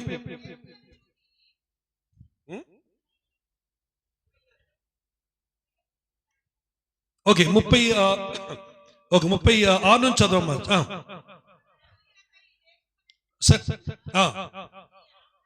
జాగ్రత్త వినాలి. ఈ ఆహారము ఓకే చాలు. ఏమైందంటే వినండి ఒకసారి, ముగించేస్తా, అయిపోయి లాస్ట్ పాయింట్. ఎన్ని పాయింట్లు అని ఇప్పటికి 7. ఇప్పుడు ఎన్నో పాయింట్ చెప్తున్నా, 8 అంటే ఎన్నో పాయింట్, ఆఖరి పాయింట్. అంటే నా సబ్జెక్టులు ఈ రోజుకి ఆఖరి పాయింట్. సంతోషంగా ఉన్నారా? సరిగా చెప్ప, సంతోషంగా ఉన్నారా? అయితే పక్కన వాళ్ళ భుజం మీద చిన్న తట్టుడు తట్టి దేవునితో మాట్లాడతారు. చెప్పండి, తట్టండి. అది కొట్టకండి, తట్టండి. కొడతండి, అవకాశం వచ్చేది కొట్టేయడమే. అందరు కూర్చోబోయి చెప్పాలి హల్లెలూయా. సో ఏమైంది ఇక్కడ, ఏం జరుగుతుంది ఇక్కడ అంటే, రాజుకి కల వచ్చింది. ఏమొచ్చింది? ఆ ఫరో కల వచ్చింది. ఇప్పుడు యోసేపు ఎక్కడున్నాడు? వాస్తవంగా ఇప్పుడు జైల్లో ఉన్నాడు కదా. ఈ రాజు కల వచ్చింది. కల్లో ఏమైంది? 7 బక్కావులు 7 బలిసి, ఫస్ట్ 7 బలిసినావులు వచ్చాయి. తర్వాత 7 బక్కావులు వచ్చి ఏం చేసాయి? ఆ బక్కావులు ఈ బలిసినావుల్ని పుటక్కని మింగేసాయి. ఈ రాజు ఉదయం లేచి అర్థం కాలే, మరి ఎవరు అక్కడ అని అందరూ వచ్చారు. నాకు కల వచ్చిందిరా, ఏంటి దీని సంగతి, మరి ఏంటి అర్థం ఏంటంటే ఎవడు చెప్పలేకపోయాడు. అప్పుడు సడన్ గా వాడు ఉన్నాడు కదా పానదాయకుడు, అయ్యా నన్ను క్షమించండి సార్, నేను జైల్లో ఉన్నప్పుడు మీ ఇద్దరం, ఒకడు ఉన్నాడు మా కళకు భావం చెప్పాడు, ఆయన ఉన్నాడు అంటే ఎవడాడు? యోసేపు. తండ్రి ఇప్పుడు ఏం చేశాడంటే క్షమించండి, మొత్తం యోసేపు తీసుకొస్తారు. యోసేపు వచ్చిన తర్వాత క్షౌరము చేసి సిద్ధపడి స్నానం చేయించి రాజు దగ్గరికి కదా. అందుకని చూడు, దేవుడు ఏర్పాటు అది. రాజు దగ్గర రావట్లయినా రాజుగా ఉండడానికి రాబోతున్నాడు. హల్లెలూయా. అర్థమైంది. అందుకని క్షౌరం చేయించారు, స్నానం చేయించారు. ఏమండి, మరి చక్కని వస్త్రం వేసుకొని రాజు దర్బారు తీసుకొస్తే, బాబు ఇది నా కళ, ఏంటి దీని అర్థం అన్నప్పుడు, యోసేపు తిరుగులే, ఏ పురుషుడినా కనుక ఆత్మ పురుషుడు మర్మములను గ్రహిస్తాడు. ఇది ఎన్నో పాయింట్ అమ్మా? ఆత్మపురుషుడు ఏం చేస్తాడండి? మర్మములను గ్రహిస్తాడు. నేను ఎందుకు చెప్తాను కదా, ఇవి 9వ పాయింట్ రాసుకో. Okay, right. ఆత్మపురుషుడు ఏం చేస్తాడు? మర్మములను గ్రహిస్తాడు. అప్పుడు చెప్పిన తర్వాత అప్పుడు యోసేపు స్టార్ట్ చేశాడు. ఏమి చెప్పాడంటే ప్రసంగం, అయ్యా రాజా, మీకు వచ్చినటువంటి మొదటి 7 బలిసినావులు ఉన్నాయి కదా, ఈ బలిసినావులు దేనికి సాదృశ్యం అంటే నిండైన పంట రాబోతుంది దేశములో. అటు తర్వాత బక్కావులు కనపడ్డాయి కదా, మరి భయంకరమైన కరువు రాబోతుంది ఈ దేశంలో. ఆ బక్కావులు ఈ బలిసినావులు తినేసాయి కదా, అంటే కరువు ఎంత ఘోరంగా ఉంటుందంటే వచ్చిన పంటను కూడా మొత్తం మింగేసే అంత భయంకరమైన కరువు రాబోతున్నప్పుడు రాజు ఒక్కసారి లేచి నిలబడి, వారే వా, ఏం చెప్పేవయ్యా అన్నప్పుడు, సరే మరి ఏం చేయాలంటావు, ఏం చేయమంటారు, ఏం చేద్దాం అన్నప్పుడు యోసేపే జవాబు. ఏం చేస్తారు సార్? బలిసినావులు అనగా 7 సంవత్సరాల నిండు పంట కాలము, సమృద్ధి పంట. ఆ టైంలో మీరు ధాన్యములన్నీ దాయండి, మీరు గోడౌన్స్ కట్టించండి, గోడౌన్స్ ఇవన్నీ కూడా సమకూర్చండి. అప్పుడు కరువు వచ్చినప్పుడు మనకు చాలిన దానికంటే ఎక్కువ ఉంటుంది అన్నప్పుడు, ఓహో వర వర వర వా, ఇప్పుడు చదువు ఏమన్నాడు అక్కడ? కరువు చేతి దేశం నశించిపోకుండా, చాలా 27కి వెళ్ళిపోండి అమ్మా. ఈ మాట ఫరో దృష్టికి అతని సమస్త సేవకులకి ఏది దాయండి, గోడౌన్స్ కట్టండి అని చెప్పాడు కదా అడ్వైజు. ఇది అందరికి కూడా ఆ దృష్టి ఎలా ఉందంట? ఇంపైనదిగా ఉంది. అందరు హల్లెలూయా చెప్పండి ఒకసారి. తర్వాత అప్పుడు ఈ రాజు ఫరో చదవమ్మా చూచి, ఇతని వలె దేవుని ఆత్మ, ఇవి చెప్పండి, యోసేపు ఆత్మపురుషుడా కాదా? నేను చెప్తాను, బైబిల్ చెప్తుందా? అది ఇతని వలె దేవుని ఆత్మ గల మనిషిని మనము కనుగొనగలమా అంటూ ఏం చేసేది తెలిసిన రాజు అక్కడ వినండి. ఇది ఫరో ఏం చేశాడంటే తన అధికార ఉంగరాన్ని తీసి ఏం చేశాడు? యోసేపుకు పెట్టాడు. గొలుసు, బంగారపు గొలుసు తీసుకొచ్చి మెడలో పెట్టాడు. సన్నని నారబట్ట ధరింప చేశాడు. రెండవ స్టాండ్ బై రథం, 2 రథాలు ఉంటాయి రాజుకి, స్టాండ్ బై ఒకటి. ఆ స్టాండ్ బై రథాన్ని ఈయన్ని ఎక్కించేశాడు. నాకు సింహాసనం తప్ప నీకు నాకు ఇంకా తేడా ఉండదు, నువ్వే నా తర్వాత 2వ పరిపాలకుడుగా నిన్ను నియమిస్తానని చెప్పాడు. చప్పలు కూడా గట్టిగా దేవుని సోదరు చెప్పండి. గడిచేవన హల్లెలూయా. ఆత్మ పురుషుడు 9వది ఏమైపోయాడు చెప్పండి? ఇప్పుడు చెప్పండి, ఏమైపోయాడమ్మా? 8వది ఏం చెప్పాను? మర్మను బయలుపరుస్తాడు. ఓకే, తర్వాత 9వది ఏం చేస్తాడంటే మంచి సలహాలు ఇస్తాడు. ఆయన ఆత్మ పురుషుని సలహాలు ఎప్పుడైనా మేలుకరమైనవే. ఆఖరిది 10వ అంశం ఏమైపోయాడు చెప్పండి? ఆత్మ పురుషుడు ఇప్పుడు పరిపాలకుడు అయిపోయాడు. ఆమేన్. Number 10, last one. ఆత్మ పురుషుడు ఏమైపోయాడమ్మా? పరిపాలకుడు. దేని మీద? అప్పటి సూపర్ పవర్ అయిన ఐగుప్తు దేశం మీద పరిపాలకులు అయిపోయాడు. దేవునికి మహిమ కలుగును గాక. ఈ యొక్క రాత్రి వేళలో ఈ 2 రోజు ఉద్యోగ కూడికలో నిన్న దినాన సిద్ధపాటు గురించి మాట్లాడాను. ఈ రోజు దినాన ఆత్మ పురుషుడు గురించి, అంటే మన సిద్ధపరిచేది ఎవరు? పరిశుద్ధాత్మయే. ఆయన ఆత్మ లేని వారు కాలేరు కనుక ఆత్మను పొందుకొని ఆత్మకలు కలిగి ఉండి ఆత్మ చేత నడిపించబడతారో వారందరూ కూడా ఏమవుతారంట? ఎందరి దేవుని ఆత్మ నడిపించబడతారో వారందరూ కూడా దేవుని కుమారులు అనబడతారు. యేసు ప్రభు త్వరలో రాబోతున్నాడు. సిద్ధపడండి, ఆత్మ చేత మీరు అభిషేకించబడి జీవించండి. ఈ 10 ఆశీర్వాదాలు మీకు కూడా నాకు కూడా సొంతం కాబోతున్నాయి. అందరం కూడా లేచి పడదాం. ప్రతి ఒక్కరు లేచి పడదాం. ఈ ప్యాడ్స్ కొట్టినైనా దగ్గర మన దేవునికి స్తోత్రం కలుగుని అందరూ లేచి పడదాం. ముగించేసాం. ప్రార్థన చేసి అధ్యక్ష వారికి నేను తిరిగి అప్పగించబోతుండగా దేవునికి మహిమ కలుగును గాక. అందరూ కూడా 2 చేతుల పైకి కళ్ళు మూసుకొని, దేవా నీ ఆత్మ నాకు కావాలయ్యా, ఆత్మ అభిషేకం నాకు కావాలి ప్రభు.